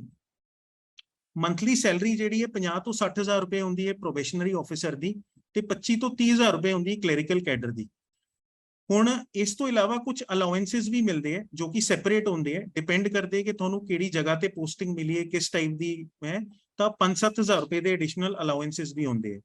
ਇੰਪੋਰਟੈਂਟ ਚੀਜ਼ ਇਹ ਹੈ ਕਿ ਸਟੇਟ ਬੈਂਕ ਦੇ PO ਦੇ ਐਗਜ਼ਾਮ ਦੇ ਜਨਰਲ ਕੈਟੇਗਰੀ ਲਈ 4 ਮੌਕੇ ਹੈ, ਜੇ ਕੋਈ ਬੰਦਾ ਫਿਜ਼ੀਕਲ ਡਿਸੇਬਿਲਿਟੀ ਨਾਲ ਹੈ ਜਾਂ ਅਦਰ ਕੈਟੇਗਰੀਜ਼ ਨੂੰ ਬਿਲੋਂਗ ਕਰਦਾ ਹੈ ਤਾਂ 6 ਤੋਂ ਲੈ ਕੇ 7 ਮੌਕੇ ਉਹਨਾਂ ਨੂੰ। ਜਿਹੜਾ ਕਲੈਰੀਕਲ ਕੈਡਰ ਹੈ ਉਹਦੇ ਲਈ ਕੋਈ ਲਿਮਿਟ ਨਹੀਂ ਹੈ ਐਗਜ਼ਾਮ ਦੇਣ ਦੀ, ਤੁਸੀਂ ਜਿੰਨੇ ਸਾਲ 'ਚ ਇੱਕ ਵਾਰ ਆਂਦਾ ਹੀ ਆਂਦਾ ਹੈ ਤਕਰੀਬਨ ਐਗਜ਼ਾਮ, ਤਾਂ ਤੁਸੀਂ ਉਹਨੂੰ ਦੇ ਸਕਦੇ ਹੋ once in a year। ਇੱਕ कंपनी है गवर्नमेंट ने फॉर्म की थी IBPS ਦੇ ਨਾਮ ਤੇ ਉਸ company the website please note ਕਰ ਲਓ ਬੱਚਿਓ ਤੁਸੀਂ, ਉਹ ਹੈ www.ibps.in। ਇਹ institute of banking personal selection ਹੈ ਇਸ ਕੰਪਨੀ ਦਾ ਨਾਮ। ਤੇ ਬਾਕੀ ਜਿੰਨੇ ਵੀ ਗਵਰਨਮੈਂਟ ਬੈਂਕਸ ਹੈ ਉਹਨਾਂ ਦੀ ਸਿਲੈਕਸ਼ਨ ਵਿੱਚ ਇਹ ਟੈਸਟ ਲੈਂਦੇ ਹੈ, ਸਿਰਫ ਸਟੇਟ ਬੈਂਕ ਨੂੰ ਤੇ ਰਿਜ਼ਰਵ ਬੈਂਕ ਆਫ ਇੰਡੀਆ ਨੂੰ ਛੱਡ ਕੇ ਇਹ ਸਾਰੇ ਬੈਂਕਾਂ ਲਈ, ਸਾਰੇ ਗਵਰਨਮੈਂਟ ਬੈਂਕਸ ਦੇ ਟੈਸਟ ਇਹ ਲੈਂਦੇ ਆ। ਤੇ ਜੋ ਸਟੇਟ ਬੈਂਕ ਦਾ ਕ੍ਰਾਈਟੇਰੀਆ ਹੈ ਉਹੀ ਸਿਮਿਲਰ ਕ੍ਰਾਈਟੇਰੀਆ ਇਹਨਾਂ ਦਾ ਹੈ, ਸਿਰਫ ਇੱਕੋ ਫਰਕ ਹੈ ਇਹਦੇ ਚ ਕਿ ਜਿਹੜਾ ਤੁਹਾਡਾ ਐਗਜ਼ਾਮ ਹੈ ਸਟੇਟ ਬੈਂਕ ਵਿੱਚ ਪੀਓ ਲਈ ਉਹ ਗਰੁੱਪ ਡਿਸਕਸ਼ਨ ਤੇ ਗਰੁੱਪ ਐਕਸਰਸਾਈਜ਼ ਨਾਲ ਕਰਵਾਉਂਦੇ, ਇਧਰ ਗਰੁੱਪ ਡਿਸਕਸ਼ਨ ਗਰੁੱਪ ਐਕਸਰਸਾਈਜ਼ ਨਹੀਂ ਹੁੰਦਾ, ਇੱਥੇ ਪ੍ਰੀਲਿਮਿਨਰੀ ਐਗਜ਼ਾਮ ਹੁੰਦਾ ਹੈ ਤੁਹਾਡਾ, ਮੇਨ ਹੁੰਦਾ ਹੈ ਤੇ ਫਿਰ ਇੰਟਰਵਿਊ ਹੁੰਦੀ ਹੈ। ਪੋਸਟਿੰਗ ਵੀ ਉਸੇ ਤਰੀਕੇ ਨਾਲ ਹੈ, ਸੈਲਰੀ ਦਾ ਫਰਕ ਹੈ। ਸਟੇਟ ਬੈਂਕ ਬਹੁਤ ਪ੍ਰੀਮੀਅਰ ਬੈਂਕ ਮੰਨਿਆ ਜਾਂਦਾ ਸਰਕਾਰੀ ਬੈਂਕਸ ਵਿੱਚ, ਤਾਂ ਉੱਥੇ 50 ਤੋਂ 60,000 ਰੁਪਏ ਪੀਓ ਦੀ ਸੈਲਰੀ ਸਟਾਰਟਿੰਗ ਤੇ ਇੱਥੇ 40 ਤੋਂ 50,000 ਰੁਪਏ ਸਟਾਰਟਿੰਗ ਸੈਲਰੀ। ਸਟੇਟ ਬੈਂਕ ਵਿੱਚ ਅਟੈਂਪਟਸ 4 ਤੋਂ 7 ਨੇ ਪੀਓ ਲਈ, ਇੱਥੇ ਅਨਲਿਮਿਟਿਡ ਅਟੈਂਪਟਸ ਹੈ, ਜਿੰਨੇ ਵਾਰ ਆਏਗਾ ਤੁਸੀਂ ਏਜ ਲਿਮਿਟ ਵਿੱਚ ਕੁਆਲੀਫਾਈ ਕਰਦੇ ਹੋ ਤਾਂ ਤੁਸੀਂ ਦੇ ਸਕਦੇ ਹੋ ਐਗਜ਼ਾਮ। ਜਿੰਨੇ ਵੀ ਬੈਂਕਸ ਨੇ ਉਹ ਸਾਰੇ ਦੇ ਸਾਰੇ ਰਿਜ਼ਰਵ ਬੈਂਕ ਆਫ ਇੰਡੀਆ ਦੇ ਥੱਲੇ ਆਉਂਦੇ ਆ। ਰਿਜ਼ਰਵ ਬੈਂਕ ਆਫ ਇੰਡੀਆ ਨੂੰ ਬੈਂਕਰ ਟੂ ਦਾ ਬੈਂਕਸ ਕਿਹਾ ਜਾਂਦਾ ਹੈ। ਸਾਰੇ ਦੇ ਸਾਰੇ ਬੈਂਕਾਂ ਨੂੰ ਜਿਹੜਾ ਗਵਰਨ ਕਰਦਾ ਹੈ, ਜਿਹੜਾ ਮੋਨੀਟਰ ਕਰਦਾ ਹੈ, ਜਿਹੜਾ ਸੁਪਰਵਾਈਜ਼ਰੀ ਕੰਮ ਕਰਦਾ ਹੈ, ਉਹ ਰਿਜ਼ਰਵ ਬੈਂਕ ਆਫ ਇੰਡੀਆ ਹੈ। ਤੇ reserve bank of India the job ਜਿਹੜੀ ਉਹ ਬੜੀ ਪ੍ਰੈਸਟੀਜੀਅਸ ਮੰਨੀ ਜਾਂਦੀ ਹੈ। ਜਦੋਂ ਆਪਾਂ RBI 'ਚ ਕੰਮ ਕਰਦੇ ਹਾਂ ਤਾਂ it is considered to be very prestigious, ਕਿਉਂਕਿ ਅਲਟੀਮੇਟਲੀ RBI ਦੇ ਜਿਹੜੇ ਆਫਿਸਰਸ ਹੈ ਉਹ ਫਾਈਨਲੀ ਸਾਰੀ ਬੈਂਕਿੰਗ ਪਾਲਿਸੀਜ਼ ਬਣਾਉਂਦੇ ਹੈ in consultation with banks. Obviously banks ਉਹਨਾਂ ਨੂੰ ਬੈਂਕਸ ਨਾਲ ਕੰਸਲਟੇਸ਼ਨ ਹੁੰਦੀ ਹੈ, ਕਸਟਮਰਸ ਨਾਲ ਹੁੰਦੀ ਹੈ, ਇੰਡਸਟਰੀ ਨਾਲ ਕੰਸਲਟੇਸ਼ਨ ਹੁੰਦੀ ਹੈ ਤੇ ਉਹਦੇ ਬੇਸਿਸ ਦੇ ਉੱਤੇ ਉਹ ਪਾਲਿਸੀ ਬਣਾਉਂਦੇ ਹੈ। ਤਾਂ ਪਾਲਿਸੀ ਮੇਕਿੰਗ ਤੇ ਗਵਰਨਿੰਗ ਬੋਡੀ ਹੈ RBI, ਮੋਨੀਟਰਿੰਗ ਬੋਡੀ ਵੀ RBI ਹੈ ਬੈਂਕਿੰਗ ਸੈਕਟਰ ਦੀ, ਤੇ ਪੂਰੇ ਫਾਈਨੈਂਸ਼ੀਅਲ ਸੈਕਟਰ ਨੂੰ ਹੀ ਉਹ ਮੋਨੀਟਰ ਕਰਦੀ ਹੈ। ਸੋ ਇੱਥੇ ਪ੍ਰਾਇਮਰਲੀ ਦੋ ਕਿਸਮ ਦੇ ਐਗਜ਼ਾਮਸ ਹੈ ਜਿਹੜੇ ਗ੍ਰੈਜੂਏਟਸ ਲਈ ਹੁੰਦੇ ਹੈ। ਇੱਕ ਅਸਿਸਟੈਂਟ ਹੈ ਜੋ ਕਿ it is a clerical level exam, and ਇੱਕ ਗ੍ਰੇਡ B ਐਗਜ਼ਾਮ ਹੈ। ਠੀਕ ਹੈ, ਇੱਕ ਗ੍ਰੇਡ A ਆਫਿਸਰਸ ਵੀ ਹੁੰਦੇ ਆ RBI ਵਿੱਚ। ਉਹ ਆਫਿਸਰਸ ਹੁੰਦੇ ਜਿਹੜੇ ਸਪੈਸ਼ਲਿਸਟ ਹੁੰਦੇ, ਜਿਵੇਂ ਕਿਸੇ ਨੇ ਚਾਰਟਰਡ ਅਕਾਊਂਟੈਂਸੀ ਕੀਤੀ ਹੈ ਜਾਂ ਕੋਈ ਕਿਸੇ ਨੇ ਕੰਪਨੀ ਸੈਕਟਰੀ ਕੀਤੀ ਹੈ ਜਾਂ ਕੋਈ ਚਾਰਟਰਡ ਫਾਈਨੈਂਸ਼ੀਅਲ ਐਨਾਲਿਸਟ ਹੈ। So those are very special jobs ਜਿਹੜੀਆਂ ਉਹ ਉੱਥੇ ਉਹ ਦਿੰਦੇ ਆ। So in a standard manner assistant ਤੇ ਗ੍ਰੇਡ B ਦਾ ਹੁੰਦਾ ਹੈ। ਏਜ ਲਿਮਿਟ ਇਜ਼ ਸਿਮਿਲਰ ਜਿੱਦਾਂ ਬਾਕੀ ਬੈਂਕਸ ਵਿੱਚ ਹੈ, ਤੇ RBI ਵੀ ਆਪਣਾ ਐਗਜ਼ਾਮ ਖੁਦ ਕੰਡਕਟ ਕਰਦਾ ਹੈ। ਹੁਣ ਇਹਨਾਂ ਦਾ ਕੁਆਲੀਫਿਕੇਸ਼ਨ ਕ੍ਰਾਈਟੇਰੀਆ ਜਿਹੜਾ ਹੈ ਉਹ ਥੋੜਾ ਡਿਫਰੈਂਟ ਹੈ। ਇਹ ਗ੍ਰੈਜੂਏਸ਼ਨ ਹੀ ਲੈਂਦੇ ਹੈ, ਬਟ 12th ਤੇ ਗ੍ਰੈਜੂਏਸ਼ਨ ਵਿੱਚ ਜੇ ਤੁਸੀਂ ਗ੍ਰੇਡ B ਆਫਿਸਰ ਦੇ ਪੋਸਟ ਤੇ ਜਾਣਾ ਹੈ ਤਾਂ ਮਿਨੀਮਮ 60% ਮਾਰਕਸ ਮੰਗਦੇ ਕਿ ਤੁਹਾਡਾ 60% ਸਕੋਰ ਹੋਣਾ ਚਾਹੀਦਾ ਹੈ, ਤੇ ਗ੍ਰੈਜੂਏਸ਼ਨ ਵਿੱਚ ਮਿਨੀਮਮ 50%। ਅਗਰ ਤੁਸੀਂ ਸਟੇਟ ਬੈਂਕ ਤੇ ਬਾਕੀ IBPS ਦੇ ਐਗਜ਼ਾਮਸ ਦੇਖੋਗੇ ਉੱਥੇ ਉਹ ਤੁਹਾਡੇ ਤੋਂ ਕੋਈ ਕੱਟ ਆਫ ਨਹੀਂ ਮੰਗਦੇ। ਜੇ ਤੁਹਾਡੀ 45% ਹੈ ਤਾਂ ਵੀ ਤੁਸੀਂ ਕੁਆਲੀਫਾਈ ਕਰਦੇ ਹੋ, ਪਰ RBI ਵਿੱਚ ਜੇ ਗ੍ਰੇਡ B ਦਾ ਐਗਜ਼ਾਮ ਦੇਣਾ ਹੈ ਤਾਂ 60% ਮਾਰਕਸ ਚਾਹੀਦੇ ਬੇਟਾ ਮਿਨੀਮਮ। ਅਸਿਸਟੈਂਟ ਦਾ ਦੇਣਾ ਹੈ ਤਾਂ 50% ਮਾਰਕਸ ਚਾਹੀਦੇ ਆ। ਇਹਦੇ ਵਿੱਚ ਪ੍ਰੀਲਿਮਿਨਰੀ ਮੇਨ ਇੰਟਰਵਿਊ ਹੈ, ਉਦਾਂ ਹੀ ਲੋਕੇਸ਼ਨ ਹੈ ਜੀ। ਜੇ ਤੁਸੀਂ ਗ੍ਰੇਡ B ਆਫਿਸਰ ਹੋ ਤਾਂ ਕਿੱਥੇ ਵੀ ਇੰਡੀਆ 'ਚ ਪੋਸਟ ਹੋ ਸਕਦੇ ਹੋ, ਜੇ ਅਸਿਸਟੈਂਟ ਹੋ ਤਾਂ ਸਟੇਟ ਵਿੱਚ ਕਿੱਥੇ ਵੀ ਜਾ ਸਕਦੇ ਹੋ। ਹਾਈਐਸਟ ਸੈਲਰੀ ਪਬਲਿਕ ਸੈਕਟਰ ਵਿੱਚ RBI ਆਫਰ ਕਰਦਾ ਇਨ ਬੈਂਕਿੰਗ, ਤਾਂ ਮੰਥਲੀ ਸੈਲਰੀ ਜਿਹੜਾ ਕਿ ਗ੍ਰੇਡ B ਆਫਿਸਰ ਦੀ ਹੈਗੀ ਹੈ ਉਹ 70 ਤੋਂ 75,000 ਰੁਪਏ ਮਹੀਨਾ ਹੈ, ਪਲੱਸ ਤੁਹਾਨੂੰ ਉਸਦੇ ਉੱਪਰ ਅਲਾਉੈਂਸਸ ਹੈ, ਪਲੱਸ RBI ਦੇ ਕੁਆਟਰਸ ਹੈ, ਜਿੱਦਾਂ ਸਟੇਟ ਬੈਂਕ ਦੇ ਵੀ ਸਟਾਫ ਕੁਆਟਰਸ ਹੈ, ਤਾਂ ਅਕੋਮੋਡੇਸ਼ਨ ਫੈਸਿਲਿਟੀ ਵੀ ਇਹ ਦਿੰਦੇ ਹੈ ਆਪਣੇ EMPLOYEES ਨੂੰ ਜਿੱਥੇ ਅਵੇਲੇਬਲ ਹੁੰਦੀ ਹੈ ਰਹਿਣ ਲਈ। ਤੇ ਅਸਿਸਟੈਂਟ ਲਈ 32 ਤੋਂ 35,000 ਸੈਲਰੀ ਹੈ। ਗ੍ਰੇਡ B ਆਫਿਸਰ ਲਈ ਮੈਕਸਿਮਮ 6 ਵਾਰ ਤੁਸੀਂ ਐਗਜ਼ਾਮ ਦੇ ਸਕਦੇ ਹੋ, 6 ਅਟੈਂਪਟਸ ਹੈ, ਉਸ ਤੋਂ ਜ਼ਿਆਦਾ ਨਹੀਂ ਦੇ ਸਕਦੇ। ਅਸਿਸਟੈਂਟ ਲਈ ਕੋਈ ਲਿਮਿਟ ਨਹੀਂ ਹੈ, ਜੇ ਸਾਲ 'ਚ 2 ਵਾਰ ਪੇਪਰ ਆਣਗੇ ਤਾਂ 2 ਵਾਰ ਵੀ ਤੁਸੀਂ ਦੇ ਸਕਦੇ ਹੋ। ਉਸ ਤੋਂ ਬਾਅਦ ਰੀਜਨਲ ਰੂਰਲ ਬੈਂਕਸ ਨੇ। ਰੀਜਨਲ ਰੂਰਲ ਬੈਂਕਸ ਹੋ ਗਏ ਜਿਹੜੇ ਸਾਡੇ ਕੋਆਪਰੇਟਿਵ ਬੈਂਕਸ ਹੈ। ਪਹਿਲਾਂ ਇਹਨਾਂ ਦਾ ਲੋਕਲ ਲੈਵਲ ਦੇ ਉੱਤੇ ਸਾਰੀ ਸਿਲੈਕਸ਼ਨ ਹੁੰਦੀ ਸੀ ਤੇ ਸਭ ਕੁਝ ਹੁੰਦਾ ਸੀਗਾ, ਬਟ ਉਹਦੇ ਵਿੱਚ ਕਾਫੀ ਇਸ਼ੂਜ਼ ਆਉਂਦੇ ਸੀਗੇ ਹੈ ਨਾ, ਕਿ ਲੋਕੀ ਚੈਲੰਜ ਕਰ ਦਿੰਦੇ ਸੀਗੇ ਕਿ ਜੀ ਨਹੀਂ ਜੀ ਇਹ ਸਿਲੈਕਸ਼ਨ ਪ੍ਰੋਪਰ ਨਹੀਂ ਹੋਈ, ਇਹਨਾਂ ਨੇ ਟੈਸਟ ਪ੍ਰੋਪਰ ਨਹੀਂ ਕੀਤਾ, ਉਹ ਨਹੀਂ ਕੀਤਾ। ਤਾਂ IBPS ਨੂੰ ਹੀ RRB ਦਾ ਵੀ ਜ਼ਿੰਮਾ ਦਿੱਤਾ ਗਿਆ ਹੈ। ਰੀਜਨਲ ਰੂਰਲ ਬੈਂਕਸ ਨੂੰ ਵੀ IBPS ਹੀ ਮੈਨੇਜ ਕਰਦਾ ਹੈ। ਇਹਨਾਂ ਦੇ ਵਿੱਚ ਏਜ ਲਿਮਿਟ ਜਿਹੜੀ ਹੈ 18 ਸਾਲ ਤੋਂ ਸ਼ੁਰੂ ਹੋ ਜਾਂਦੀ ਹੈ, 18 ਤੋਂ 30 ਸਾਲ, ਤੇ ਆਫਿਸ ਅਸਿਸਟੈਂਟ ਲਈ 18 ਤੋਂ 28 ਸਾਲ। ਕੁਆਲੀਫਿਕੇਸ਼ਨ ਗ੍ਰੈਜੂਏਸ਼ਨ ਹੈ। ਜਿੰਨੇ ਵੀ ਕਲੈਰੀਕਲ ਪੋਜੀਸ਼ਨਸ ਹੈ, ਚਾਹੇ ਉਹ RBI ਵਿੱਚ ਹੈ, ਚਾਹੇ ਉਹ ਸਟੇਟ ਬੈਂਕ ਆਫ ਇੰਡੀਆ ਵਿੱਚ ਹੈ, ਚਾਹੇ ਉਹ ਕਿਸੇ ਸਰਕਾਰੀ ਬੈਂਕ 'ਚ ਹੈ, ਤੇ ਚਾਹੇ ਉਹ ਰੀਜਨਲ ਰੂਰਲ ਬੈਂਕ 'ਚ ਹੈ, ਉੱਥੇ ਕੋਈ ਵੀ ਇੰਟਰਵਿਊ ਨਹੀਂ ਹੁੰਦਾ, ਸਿਰਫ ਤੁਹਾਡਾ ਪ੍ਰੀਲਿਮਿਨਰੀ ਐਗਜ਼ਾਮ ਹੁੰਦਾ ਹੈ, ਤੁਹਾਡਾ ਮੇਨ ਐਗਜ਼ਾਮ ਹੁੰਦਾ ਹੈ ਤੇ ਇੱਕ ਲੈਂਗੁਏਜ ਪ੍ਰੋਫੀਸ਼ੀਐਂਸੀ ਟੈਸਟ ਹੁੰਦਾ ਹੈ ਜੋ ਕਿ ਉਹ ਸਟੇਟ, ਕਿਉਂਕਿ ਤੁਹਾਡੀ ਪੋਜੀਸ਼ਨ ਉਹ ਸਟੇਟ ਚ ਆਣੀ ਹੈ।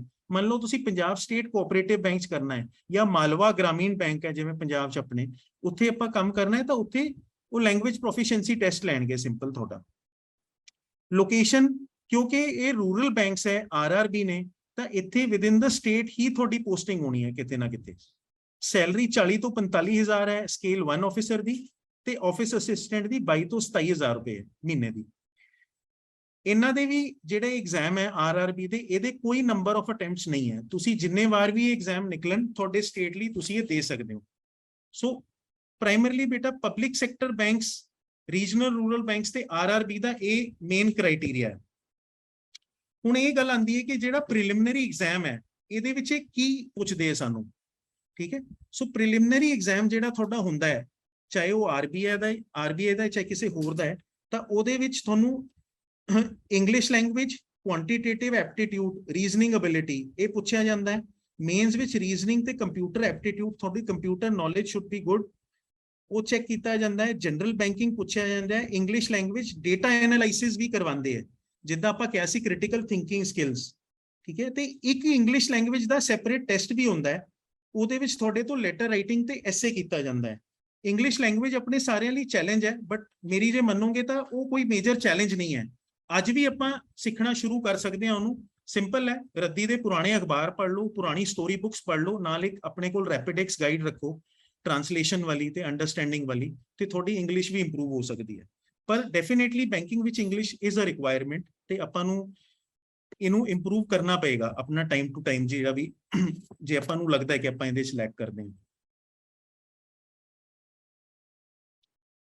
ਪ੍ਰਾਈਵੇਟ ਸੈਕਟਰ ਬੈਂਕ ਦਾ ਕ੍ਰਾਈਟੇਰੀਆ ਸਿੰਪਲ ਹੈ, ਤੁਹਾਡੇ 50% ਤੋਂ ਉੱਪਰ 10ਵੀਂ 12ਵੀਂ ਤੇ ਗ੍ਰੈਜੂਏਸ਼ਨ ਚ ਮਾਰਕਸ ਹੋਣੇ ਚਾਹੀਦੇ ਹੈ, ਤੇ ਰੈਗੂਲਰ ਤੁਸੀਂ ਗ੍ਰੈਜੂਏਸ਼ਨ ਕੀਤੀ ਹੋਣੀ ਚਾਹੀਦੀ ਹੈ।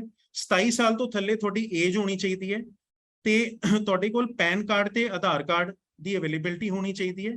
ਤੇ ਸਿਬਿਲ ਹੁੰਦਾ ਹੈ ਬੇਟਾ, ਜੇ ਤੁਹਾਨੂੰ ਕਈਆਂ ਨੂੰ ਪਤਾ ਨਹੀਂ ਹੋਏਗਾ ਬੱਚੇ, ਸਿਬਿਲ ਇਹ ਹੁੰਦਾ ਹੈ ਜਦੋਂ ਆਪਾਂ ਕਿੱਥੋਂ ਵੀ ਲੋਨ ਲੈਂਦੇ ਹਾਂ, ਜਦੋਂ ਆਪਾਂ ਲੋਨ ਲਈ ਐਲੀਜੀਬਲ ਹੁੰਦੇ ਹਾਂ, ਤਾਂ ਇੱਕ ਕੰਪਨੀ ਹੈ ਸਿਬਿਲ, ਜਿੱਥੇ ਸਾਰੇ ਬੈਂਕਸ ਤੇ ਕੰਪਨੀਜ਼ ਆਪਣਾ ਡੇਟਾ ਦਿੰਦੀਆਂ। ਸੋ ਕਿੱਥੇ ਵੀ ਲੋਨ ਲੈਣਾ ਜਾਂ ਕਿਸੇ ਦੀ ਗਾਰੰਟੀ ਦੇਣਾ, ਜਾਂ ਜਿਹਨੂੰ ਆਪਾਂ ਜਾਮਨੀ ਦੇਣਾ ਕਹਿੰਦੇ ਆ ਨਾ, ਜੇ ਆਪਾਂ ਕਿਸੇ ਦੇ ਲਈ ਜਾਮਨ ਵੀ ਬਣਿਆ ਤਾਂ ਉਧਰ ਅਪਡੇਟ ਹੁੰਦਾ ਹੈ। ਅਗਰ ਉਸ ਬੰਦੇ ਨੇ ਪੈਸੇ ਵਾਪਸ ਨਹੀਂ ਕੀਤੇ ਜਾਂ ਆਪਾਂ ਲੋਨ ਲੈ ਕੇ ਵਾਪਸ ਨਹੀਂ ਕੀਤੇ, ਤਾਂ ਸਿਬਿਲ ਦੇ ਉੱਤੇ ਉਹ ਸਕੋਰ ਸਾਡਾ ਘਟ ਜਾਂਦਾ ਹੈ। ਤੇ ਬੈਂਕਿੰਗ ਸੈਕਟਰ ਇਹੋ ਜਿਹਾ ਜਿੱਥੇ ਇੰਟੈਗ੍ਰਿਟੀ ਨੰਬਰ 1 ਹੈ, ਇੰਟੈਗ੍ਰਿਟੀ ਦੀ ਰਿਕੁਆਇਰਮੈਂਟ ਜਿਹੜੀ ਹੈ ਨਾ ਉਹ ਨੰਬਰ 1 ਹੈ। ਸੋ ਅਗਰ ਆਪਾਂ ਕਿਸੇ ਲੋਨ ਚ ਡਿਫਾਲਟ ਕੀਤਾ ਹੈ ਤਾਂ ਬੈਂਕ ਸਾਨੂੰ ਕਦੇ ਵੀ ਨਹੀਂ ਰੱਖੇਗਾ, ਉਹ ਕਹੇਗਾ ਆਪ ਡਿਫਾਲਟਰ ਹੈ ਤਾਂ ਇਹ ਲੋਕਾਂ ਦਾ ਮਤਲਬ ਇਹ ਪਤਾ ਨਹੀਂ ਕੱਲ ਨੂੰ ਕਿਸ ਟਾਈਪ ਦੇ ਲੋਨ ਕਰੇਗਾ, ਕਿਸ ਟਾਈਪ ਦੇ ਕਸਟਮਰ ਲੈ ਕੇ ਆਏਗਾ। तो सब तो इंपॉर्टेंट चीज in banking is integrity. Private sector विच तुसी शुरू करदे हो फ्रंट ऑफिस एग्जीक्यूटिव तो, जिथे 12 ਤੋਂ 15,000 रुपए ਦੀ ਤੁਹਾਡੀ ਸੈਲਰੀ ਹੈ ਮੰਥਲੀ, ਤੇ 5 ਤੋਂ 6 ਸਾਲਾਂ ਚ ਤੁਸੀਂ ਬ੍ਰਾਂਚ ਮੈਨੇਜਰ ਤੇ ਪਹੁੰਚਦੇ ਹੋ। ਪਰ ਤੁਹਾਡੀ ਪਰਫਾਰਮੈਂਸ ਤੇ ਬੇਸਡ ਹੈ, ਜਿੱਥੇ ਕਿ ਤੁਸੀਂ 50,000 ਰੁਪਏ ਮਹੀਨੇ ਤੋਂ ਲੈ ਕੇ ਲੱਖ ਰੁਪਏ ਮਹੀਨੇ ਤੱਕ ਸੈਲਰੀ ਤੇ ਚਲੇ ਜਾਂਦੇ ਹੋ। ਸੋ ਪ੍ਰਾਈਵੇਟ ਸੈਕਟਰ ਆਫਰਸ ਅ ਫਾਸਟਰ ਗਰੋਥ। ਤੇ ਕਈ ਤਾਂ ਕੁਝ ਬੰਦੇ ਇਹੋ ਜਿਹੇ ਵੀ ਹੈਗੇ ਕਿ ਜਿਹੜੇ ਬ੍ਰਾਂਚ ਮੈਨੇਜਰਸ 2 ਲੱਖ 2.5 ਲੱਖ ਰੁਪਏ ਮਹੀਨੇ ਸੈਲਰੀ ਤੇ ਵੀ ਹੈਗੇ, ਜਿਹੜੇ ਵੱਡੀ ਬ੍ਰਾਂਚਸ ਹੈਂਡਲ ਕਰ ਰਹੇ ਹੈ। ਐਂਡ ਉਹ ਪੰਜਾਬ ਵਿੱਚ ਵੀ ਇਹੋ ਜਿਹੀਆਂ ਬ੍ਰਾਂਚਾਂ ਹੈ। ਬੈਂਕਿੰਗ ਸੈਕਟਰ ਵਾਸਤੇ ਜਿਹੜੇ ਡੋਮੇਨ ਸਕਿੱਲਸ ਹੈ, ਇੱਕ ਮੈਂ ਤੁਹਾਨੂੰ ਬੇਸਿਕ ਸਕਿੱਲ ਦੱਸੇ ਸੀ ਜਿਹੜੇ ਆਪਾਂ ਨੂੰ ਰਿਕੁਆਇਰਡ ਹੈ, ਬਟ ਬੈਂਕਿੰਗ ਵਿੱਚ ਬੇਟਾ ਸਭ ਤੋਂ ਇੰਪੋਰਟੈਂਟ ਸਕਿੱਲ ਜਿਹੜਾ ਤੁਹਾਡੇ ਵਿੱਚ ਹੋਣਾ ਚਾਹੀਦਾ ਹੈ ਉਹ ਹੈ ਸੈਲਿੰਗ ਸਕਿੱਲ। ਕਈ ਵਾਰੀ ਸਾਡੇ ਕੋਲ ਬੱਚੇ ਆਉਂਦੇ ਆ, ਉਹ ਸਾਨੂੰ ਕਹਿੰਦੇ ਕਿ ਜੀ ਸਾਨੂੰ ਤਾਂ ਸੈਲਿੰਗ ਸਕਿੱਲਸ, ਮੈਂ ਤਾਂ ਸੇਲਸ ਕਰਨੀ ਨਹੀਂ। ਤਾਂ ਬੇਟਾ ਮੈਂ ਤੁਹਾਨੂੰ ਇੱਕ ਚੀਜ਼ ਦੱਸੂਗਾ ਕਿ ਸਾਡੇ ਨਾ ਜ਼ਿੰਦਗੀ ਦੇ ਹਰ ਸਟੇਜ ਤੇ ਆਪਾਂ ਸੇਲ ਕਰਦੇ ਹਾਂ। ਜਦੋਂ ਤੁਸੀਂ ਕਿਸੇ ਬੈਂਕ ਵਿੱਚ ਜਾ ਕੇ ਇੰਟਰਵਿਊ ਵੀ ਦਿੰਦੇ ਹੋ ਨਾ ਆਪਦੀ, ਤੇ ਇੰਟਰਵਿਊ ਦਿੰਦੇ ਹੋ ਉਹਨੂੰ ਦੱਸਦੇ ਹੋ ਨਾ ਕਿ ਮੈਂ ਗ੍ਰੈਜੂਏਟ ਹਾਂ, ਦੇਖੋ ਜੀ ਮੈਂ ਆਹ ਬੈਂਕਿੰਗ ਬਾਰੇ ਜਾਣਦਾ, ਮੈਂ ਇਦਾਂ ਹੈ, ਮੈਂ ਇਦਾਂ ਕਰੂੰਗਾ, ਮੈਂ ਇਹ ਕਰੂੰਗਾ। ਉੱਥੇ ਵੀ ਤੁਸੀਂ ਆਪਣੇ ਆਪ ਨੂੰ ਸੇਲ ਕਰ ਰਹੇ ਹੋ ਬੇਟਾ। At every stage of life you are selling. So ਇਹ ਆਪਣੇ ਮਨ ਦਾ ਵਹਿਮ ਹੁੰਦਾ ਹੈ ਕਿ ਮੈਂ ਸੇਲਸ ਨਹੀਂ ਕਰ ਸਕਦਾ। ਸੇਲ ਸਾਰੇ ਕਰ ਸਕਦੇ, ਆਪਾਂ ਵੀ ਆਪਣੇ ਆਪ ਨੂੰ ਸੇਲ ਕੀਤਾ ਹੁੰਦਾ ਹੈ ਬੈਂਕ ਨੂੰ ਕਿ ਠੀਕ ਹੈ ਕਿ ਇਹ 10,000 ਬੱਚਾ ਆਇਆ ਹੋਇਆ ਹੈ ਤੇ ਇਹਦੇ ਵਿੱਚੋਂ ਮੈਨੂੰ ਇਸੇ ਕਰਕੇ ਰੱਖਿਆ ਜਾਵੇ ਕਿਉਂਕਿ ਮੈਂ ਇਹਨਾਂ ਨਾਲੋਂ ਬੈਟਰ ਆ। ਠੀਕ ਹੈ, so we are selling ourselves. So selling is an integral part. ਸਭ ਤੋਂ ਦੂਸਰੀ ਇੰਪੋਰਟੈਂਟ ਚੀਜ਼ ਹੈ ਕਸਟਮਰ ਸਰਵਿਸ। ਤੀਸਰੀ ਸਭ ਤੋਂ ਇੰਪੋਰਟੈਂਟ ਚੀਜ਼ ਹੈ ਕਿ ਤੁਹਾਨੂੰ ਆਪਦੇ ਆਪ ਨੂੰ ਹਮੇਸ਼ਾ ਬੈਲੈਂਸ ਰੱਖਣਾ ਪਏਗਾ। ਇੱਥੇ ਕ੍ਰਾਈਸਿਸ ਸਿਨੈਰੀਓ ਬਹੁਤ ਆਉਂਦੇ ਹੈ ਬੈਂਕ ਵਿੱਚ, ਹਮੇਸ਼ਾ ਫਾਇਰ ਫਾਈਟਿੰਗ ਦਾ ਸਿਨੈਰੀਓ ਹੁੰਦਾ ਹੈ। है ना, कदे कोई बंदा नहीं आया, कदे ये नहीं आया, कदे कस्टमर्स आके रौला पा रहे हैं। So you have to manage the things, you have to manage the self, you have to manage the time, ਤੇ ਸਾਰੇ ਕੁਝ ਚੀਜ਼ਾਂ ਨੂੰ ਤੁਹਾਨੂੰ ਮੈਨੇਜ ਕਰਨਾ ਪੈਂਦਾ। ਤੇ ਸਭ ਤੋਂ ਇੰਪੋਰਟੈਂਟ ਚੀਜ਼ ਬੈਂਕਿੰਗ ਇੰਡਸਟਰੀ ਵਿੱਚ ਹੈ ਕਿ you have to take initiative.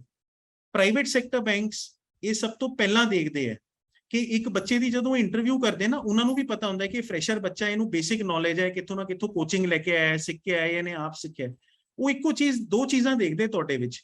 ਪਹਿਲੀ ਚੀਜ਼ ਇਹ ਕਿ ਤੁਸੀਂ ਇਨੀਸ਼ੀਏਟਿਵ ਕਿੰਨਾ ਲਓਗੇ, ਦੂਸਰਾ ਹੈ ਕਿ ਤੁਹਾਡੇ ਵਿੱਚ ਅਰਜ ਟੂ ਲਰਨ ਹੈ ਜਾਂ ਨਹੀਂ ਹੈ ਨਾ, ਕਿ ਤੁਸੀਂ ਸਿੱਖਣਾ ਚਾਹੁੰਦੇ ਹੋ ਜਾਂ ਨਹੀਂ ਸਿੱਖਣਾ ਚਾਹੁੰਦੇ। ਬਸ ਉਹ ਇਹੀ ਦੋ ਚੀਜ਼ਾਂ ਨੂੰ ਮੇਨ ਦੇਖਦੇ apart from your graduation requirement.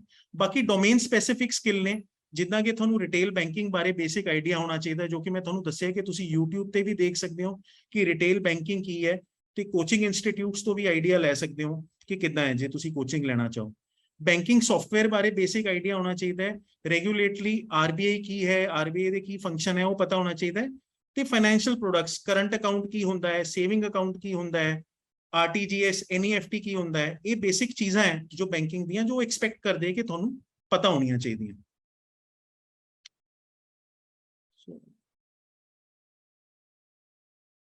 Jaspreet ਭੈਣ ਜੀ, ਮੇਰੇ ਵੱਲੋਂ ਮੈਂ ਕੰਪਲੀਟ ਕਰ ਚੁੱਕਿਆ। ਜੇ ਕੋਈ ਕੁਐਸਚਨ ਆਨਸਰਸ ਹੈ ਤਾਂ I will be glad to answer.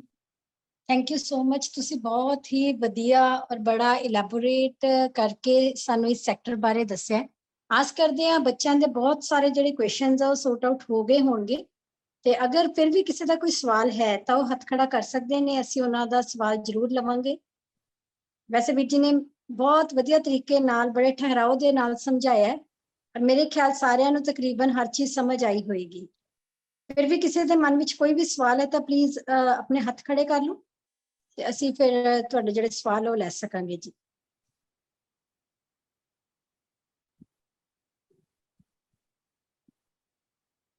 ਕਿਸੇ ਦਾ ਕੋਈ ਸਵਾਲ ਹੈਗਾ ਜੀ? रेशम सिंह जी चैट ऑन कर दो, अगर किसी ने लिख के सवाल पूछना तो वो भी पूछ सकते हैं।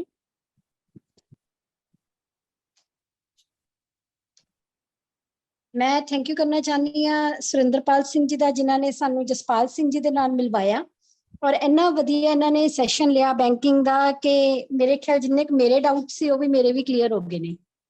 सो मैं थैंक यू करना चाहवांगी दोनों वीरां दा। हाँ जी, पाल शारदा जी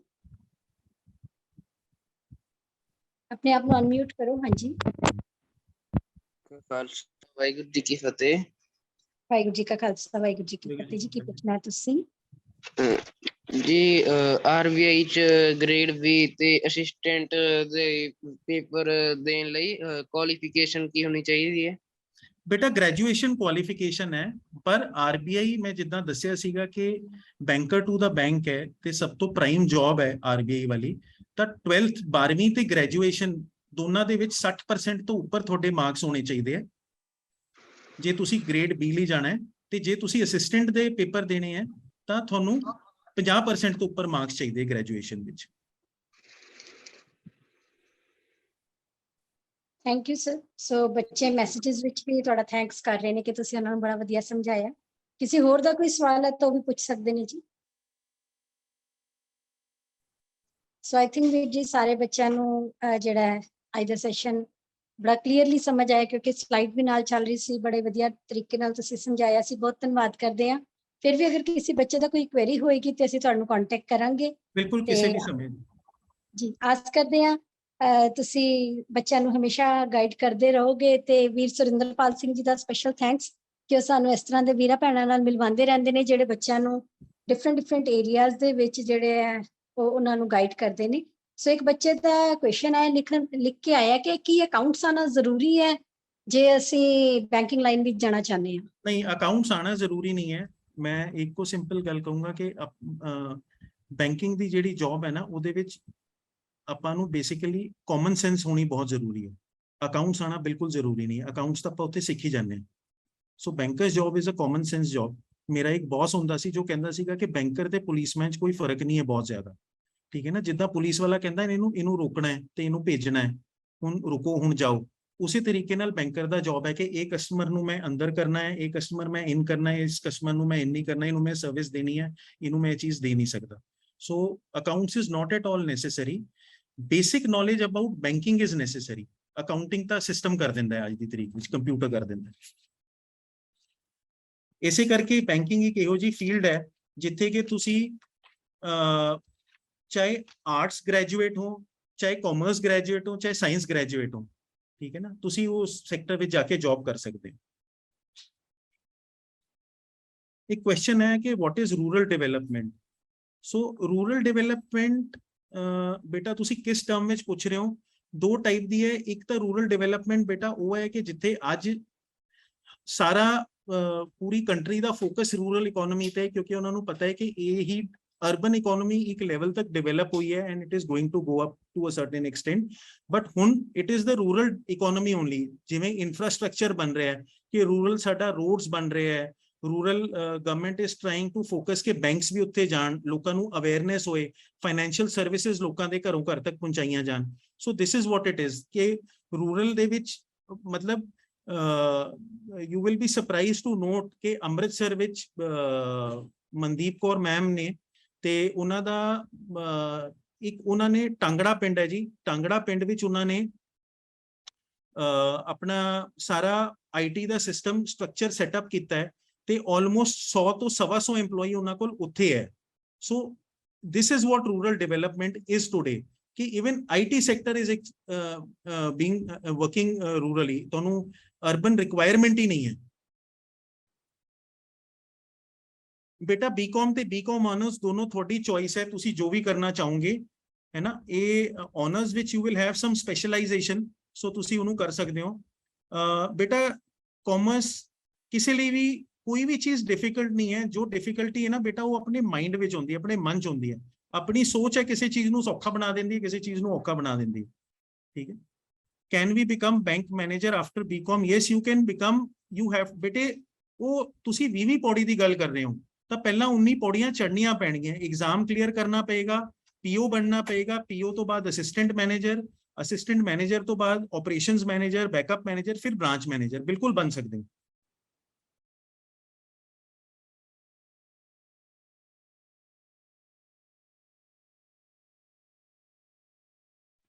ਜੋ ਤੁਸੀਂ ਬੈਂਕ ਦਾ ਨਾਮ ਦੱਸਿਆ ਸੀ ਕਿ ਉਹ ਸਭ ਦੇਖੋ ਬੇਟੇ, ਜਿੰਨੇ ਵੀ ਸਰਕਾਰੀ ਤੇ ਰੀਜਨਲ ਰੂਰਲ ਬੈਂਕਸ ਨੇ ਉਹ ਸਾਰੇ ਦੇ ਸਾਰੇ ਤੁਹਾਡੇ ਟੈਸਟ ਲੈਂਦੇ ਪ੍ਰੀਲਿਮਿਨਰੀ ਤੇ ਮੇਨ, ਤੇ ਜਿੰਨੇ ਪ੍ਰਾਈਵੇਟ ਸੈਕਟਰ ਬੈਂਕ ਹੈ ਉਹ ਮੇਨਲੀ ਤੁਹਾਡਾ ਇੰਟਰਵਿਊ ਲੈਂਦੇ ਆ। ਸਿਰਫ ਦੋ ਪ੍ਰਾਈਵੇਟ ਸੈਕਟਰ ਬੈਂਕ ਨੇ, ਐਕਸਿਸ ਬੈਂਕ ਤੇ HDFC, ਐਕਸਿਸ ਬੈਂਕ ਤੇ HDFC ਬੈਂਕ।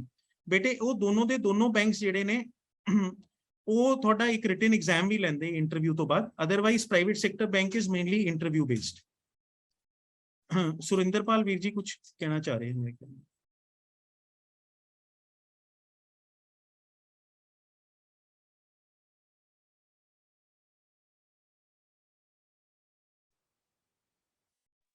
ਸੁਰਿੰਦਰਪਾਲ ਸਿੰਘ ਜੀ ਜੁੜਨਾ ਚਾਹੁੰਦੇ ਨੇ ਜੀ ਨਾਲ। ਹਾਂਜੀ, ਵਾਹਿਗੁਰੂ ਜੀ ਖਾਲਸਾ ਵਾਹਿਗੁਰੂ ਜੀ ਫਤਿਹ। ਵਾਹਿਗੁਰੂ ਜੀ ਖਾਲਸਾ ਫਤਿਹ ਜੀ। ਥੈਂਕ ਯੂ ਵੀਰ ਜੀ ਤੁਹਾਡਾ। ਥੈਂਕ ਯੂ ਸਭਨਾ ਦਾ, thank you Jaspal Singh ji the for taking out time.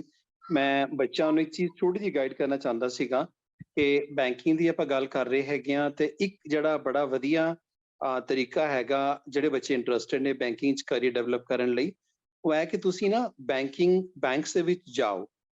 ਅਗਰ ਤੁਸੀਂ ਬੈਂਕ 'ਚ ਪਹਿਲੇ ਜਾ ਰਹੇ ਹੋ ਤਾਂ ਬਹੁਤ ਹੀ ਵਧੀਆ, ਅਗਰ ਨਹੀਂ ਜਾ ਰਹੇ ਤੇ ਬੈਂਕ 'ਚ ਜਾਣਾ ਸ਼ੁਰੂ ਕਰੋ। ਦੇਖੋ ਬੈਂਕ ਦੇ ਵਿੱਚ ਕਿਸ ਤਰ੍ਹਾਂ ਕੰਮ ਹੁੰਦਾ ਹੈਗਾ, ਕਿਸ ਤਰ੍ਹਾਂ ਜਿਹੜੇ ਬੈਂਕਿੰਗ ਆਫਿਸਰ ਨੇ, ਬੈਂਕਿੰਗ ਐਗਜ਼ੈਕਟਿਵ ਨੇ, ਉਹ ਕਿਸ ਤਰ੍ਹਾਂ ਤੁਹਾਡੇ ਨਾਲ ਡੀਲ ਕਰਦੇ ਨੇ। ਤੁਹਾਨੂੰ ਪ੍ਰੈਕਟੀਕਲੀ ਸਮਝ ਆਏਗਾ ਕਿ ਕਿਸ ਤਰ੍ਹਾਂ ਅਗਰ ਤੁਸੀਂ ਬੈਂਕ ਵਿੱਚ ਆਪਣਾ ਕਰੀਅਰ ਡਿਵੈਲਪ ਕਰਨਾ ਹੈਗਾ ਤੇ ਕਿਸ ਤਰ੍ਹਾਂ ਦੀ ਤੁਹਾਡੀ ਕੁਆਲਿਟੀਜ਼ ਹੋਣੀਆਂ ਚਾਹੀਦੀਆਂ ਹੈਗੀਆਂ, ਠੀਕ ਹੈ ਨਾ। ਬੈਂਕ ਜਾਓ, ਆਪਣਾ ਅਕਾਊਂਟ ਖੁਲਵਾਓ, ਜੇ ਨਹੀਂ ਖੁੱਲਿਆ, ਜਿਹੜੇ ਬੱਚੇ ਮੈਚੋਰ ਹੋ ਚੁੱਕੇ ਨੇ ਆਪਣਾ ਬੈਂਕ ਅਕਾਊਂਟ ਖੋਲੋ। ਬੱਚਿਆਂ ਦਾ ਵੀ ਅਕਾਊਂਟ ਖੁੱਲ ਜਾਂਦਾ ਹੈਗਾ, 10 ਸਾਲ ਤੋਂ ਉੱਪਰ ਖੋਲ ਸਕਦੇ ਜੀ। 10 ਸਾਲ ਤੋਂ ਉੱਪਰ, ਵੈਰੀ ਵੈਲ। ਸੋ ਸਾਰੇ ਬੱਚਿਆਂ ਨੂੰ ਮੈਂ ਇਨਕਰੇਜ ਕਰਾਂਗਾ ਕਿ ਭਾਵੇਂ 100 ਰੁਪਏ ਜਮ੍ਹਾਂ ਕਰਾਓ, ਜਾ ਕੇ ਆਪਣਾ ਬੈਂਕ ਅਕਾਊਂਟ ਖੋਲੋ, ਐਕਸਪੀਰੀਅੰਸ ਕਰੋ ਕਿ ਬੈਂਕਿੰਗ ਕਿਸ ਤਰ੍ਹਾਂ ਚੱਲਦੀ ਹੈਗੀ ਹੈ। ਤੁਹਾਨੂੰ ਬਹੁਤ ਵਧੀਆ ਇੱਕ ਐਕਸਪੀਰੀਅੰਸ ਮਿਲੇਗਾ, ਬਹੁਤ ਵਧੀਆ ਤੁਹਾਨੂੰ ਇੱਕ ਐਕਸਪੋਜ਼ਰ ਮਿਲੇਗਾ ਕਿ ਅਗਰ ਤੁਸੀਂ ਬੈਂਕ ਵਿੱਚ ਜਾਣਾ ਹੈ ਤੇ ਕਿਸ ਤਰ੍ਹਾਂ ਕੀ ਚੀਜ਼ਾਂ ਤੁਹਾਡੇ 'ਚ ਹੋਣੀ ਚਾਹੀਦੀਆਂ। ਜਿਹੜੇ ਬੈਂਕਿੰਗ ਆਫਿਸਰ ਨੇ ਧਿਆਨ ਨਾਲ ਆਬਜ਼ਰਵ ਕਰੋ ਤੇ ਕਿਵੇਂ ਉਹ ਸਾਰੀ ਚੀਜ਼ਾਂ ਨੂੰ ਵਰਕ ਕਰਦੇ ਨੇ, ਕਿਵੇਂ ਆਪਰੇਟ ਕਰਦੇ ਨੇ, ਕਿਵੇਂ ਤੁਹਾਡੇ ਨਾਲ ਡੀਲ ਕਰਦੇ ਹੈਗੇ। ਸੋ ਇਹੀ ਮੈਂ ਸੁਜੈਸਟ ਕਰਨਾ ਚਾਹੁੰਦਾ ਸੀ ਸਾਰੇ ਬੱਚਿਆਂ ਨੂੰ। Thank you so much. Thank you ਵੀਰ ਜੀ, ਬਹੁਤ ਵਧੀਆ ਪੁਆਇੰਟ ਤੁਸੀਂ ਕਿਹਾ ਕਿ ਬੱਚਿਆਂ ਨੂੰ ਇੱਕ ਐਕਸਪੋਜ਼ਰ ਹੋਣਾ ਚਾਹੀਦਾ ਕਿ ਉਹਨਾਂ ਨੂੰ ਪਤਾ ਹੋਵੇ ਜਿਸ ਫੀਲਡ 'ਚ ਜਾਣਾ ਚਾਹੁੰਦੇ ਹੈ ਕਿ ਉੱਥੇ ਕਰਨਾ ਕੀ ਪਏਗਾ। So thank you so much. ਮੈਂ ਦੋਨੋਂ ਵੀਰਾਂ ਦਾ ਬਹੁਤ ਬਹੁਤ ਧੰਨਵਾਦ ਕਰਦੀ ਹਾਂ ਔਰ ਸਾਰੇ ਬੱਚਿਆਂ ਦਾ ਵੀ ਜਿਹੜੇ ਜੁੜੇ ਨੇ, ਤੇ ਸਪੈਸ਼ਲੀ ਵੀਰ ਸੁਰਿੰਦਰਪਾਲ ਸਿੰਘ ਜੀ ਤੇ ਜਸਪਾਲ ਸਿੰਘ ਜੀ ਦਾ। ਸੋ ਬਹੁਤ ਧੰਨਵਾਦ। ਆਸ ਕਰਦੇ ਅੱਗੇ ਤੋਂ ਵੀ ਡਿਫਰੈਂਟ ਟੌਪਿਕਸ ਦੇ ਨਾਲ ਅਸੀਂ ਜੁੜਦੇ ਰਵਾਂਗੇ ਤੇ ਸਾਰੇ ਬੱਚਿਆਂ ਨੂੰ ਇਸੇ ਤਰ੍ਹਾਂ ਜਿਹੜੇ ਆ ਨੌਲੇਜ ਲੈਂਦੇ ਰਹਿਣਗੇ ਜੀ। ਸਾਰਿਆਂ ਦਾ ਧੰਨਵਾਦ। ਵਾਹਿਗੁਰੂ ਜੀ ਕਾ ਖਾਲਸਾ, ਵਾਹਿਗੁਰੂ ਜੀ ਵਾਹਿਗੁਰੂ ਜੀ ਕੀ ਫਤਿਹ।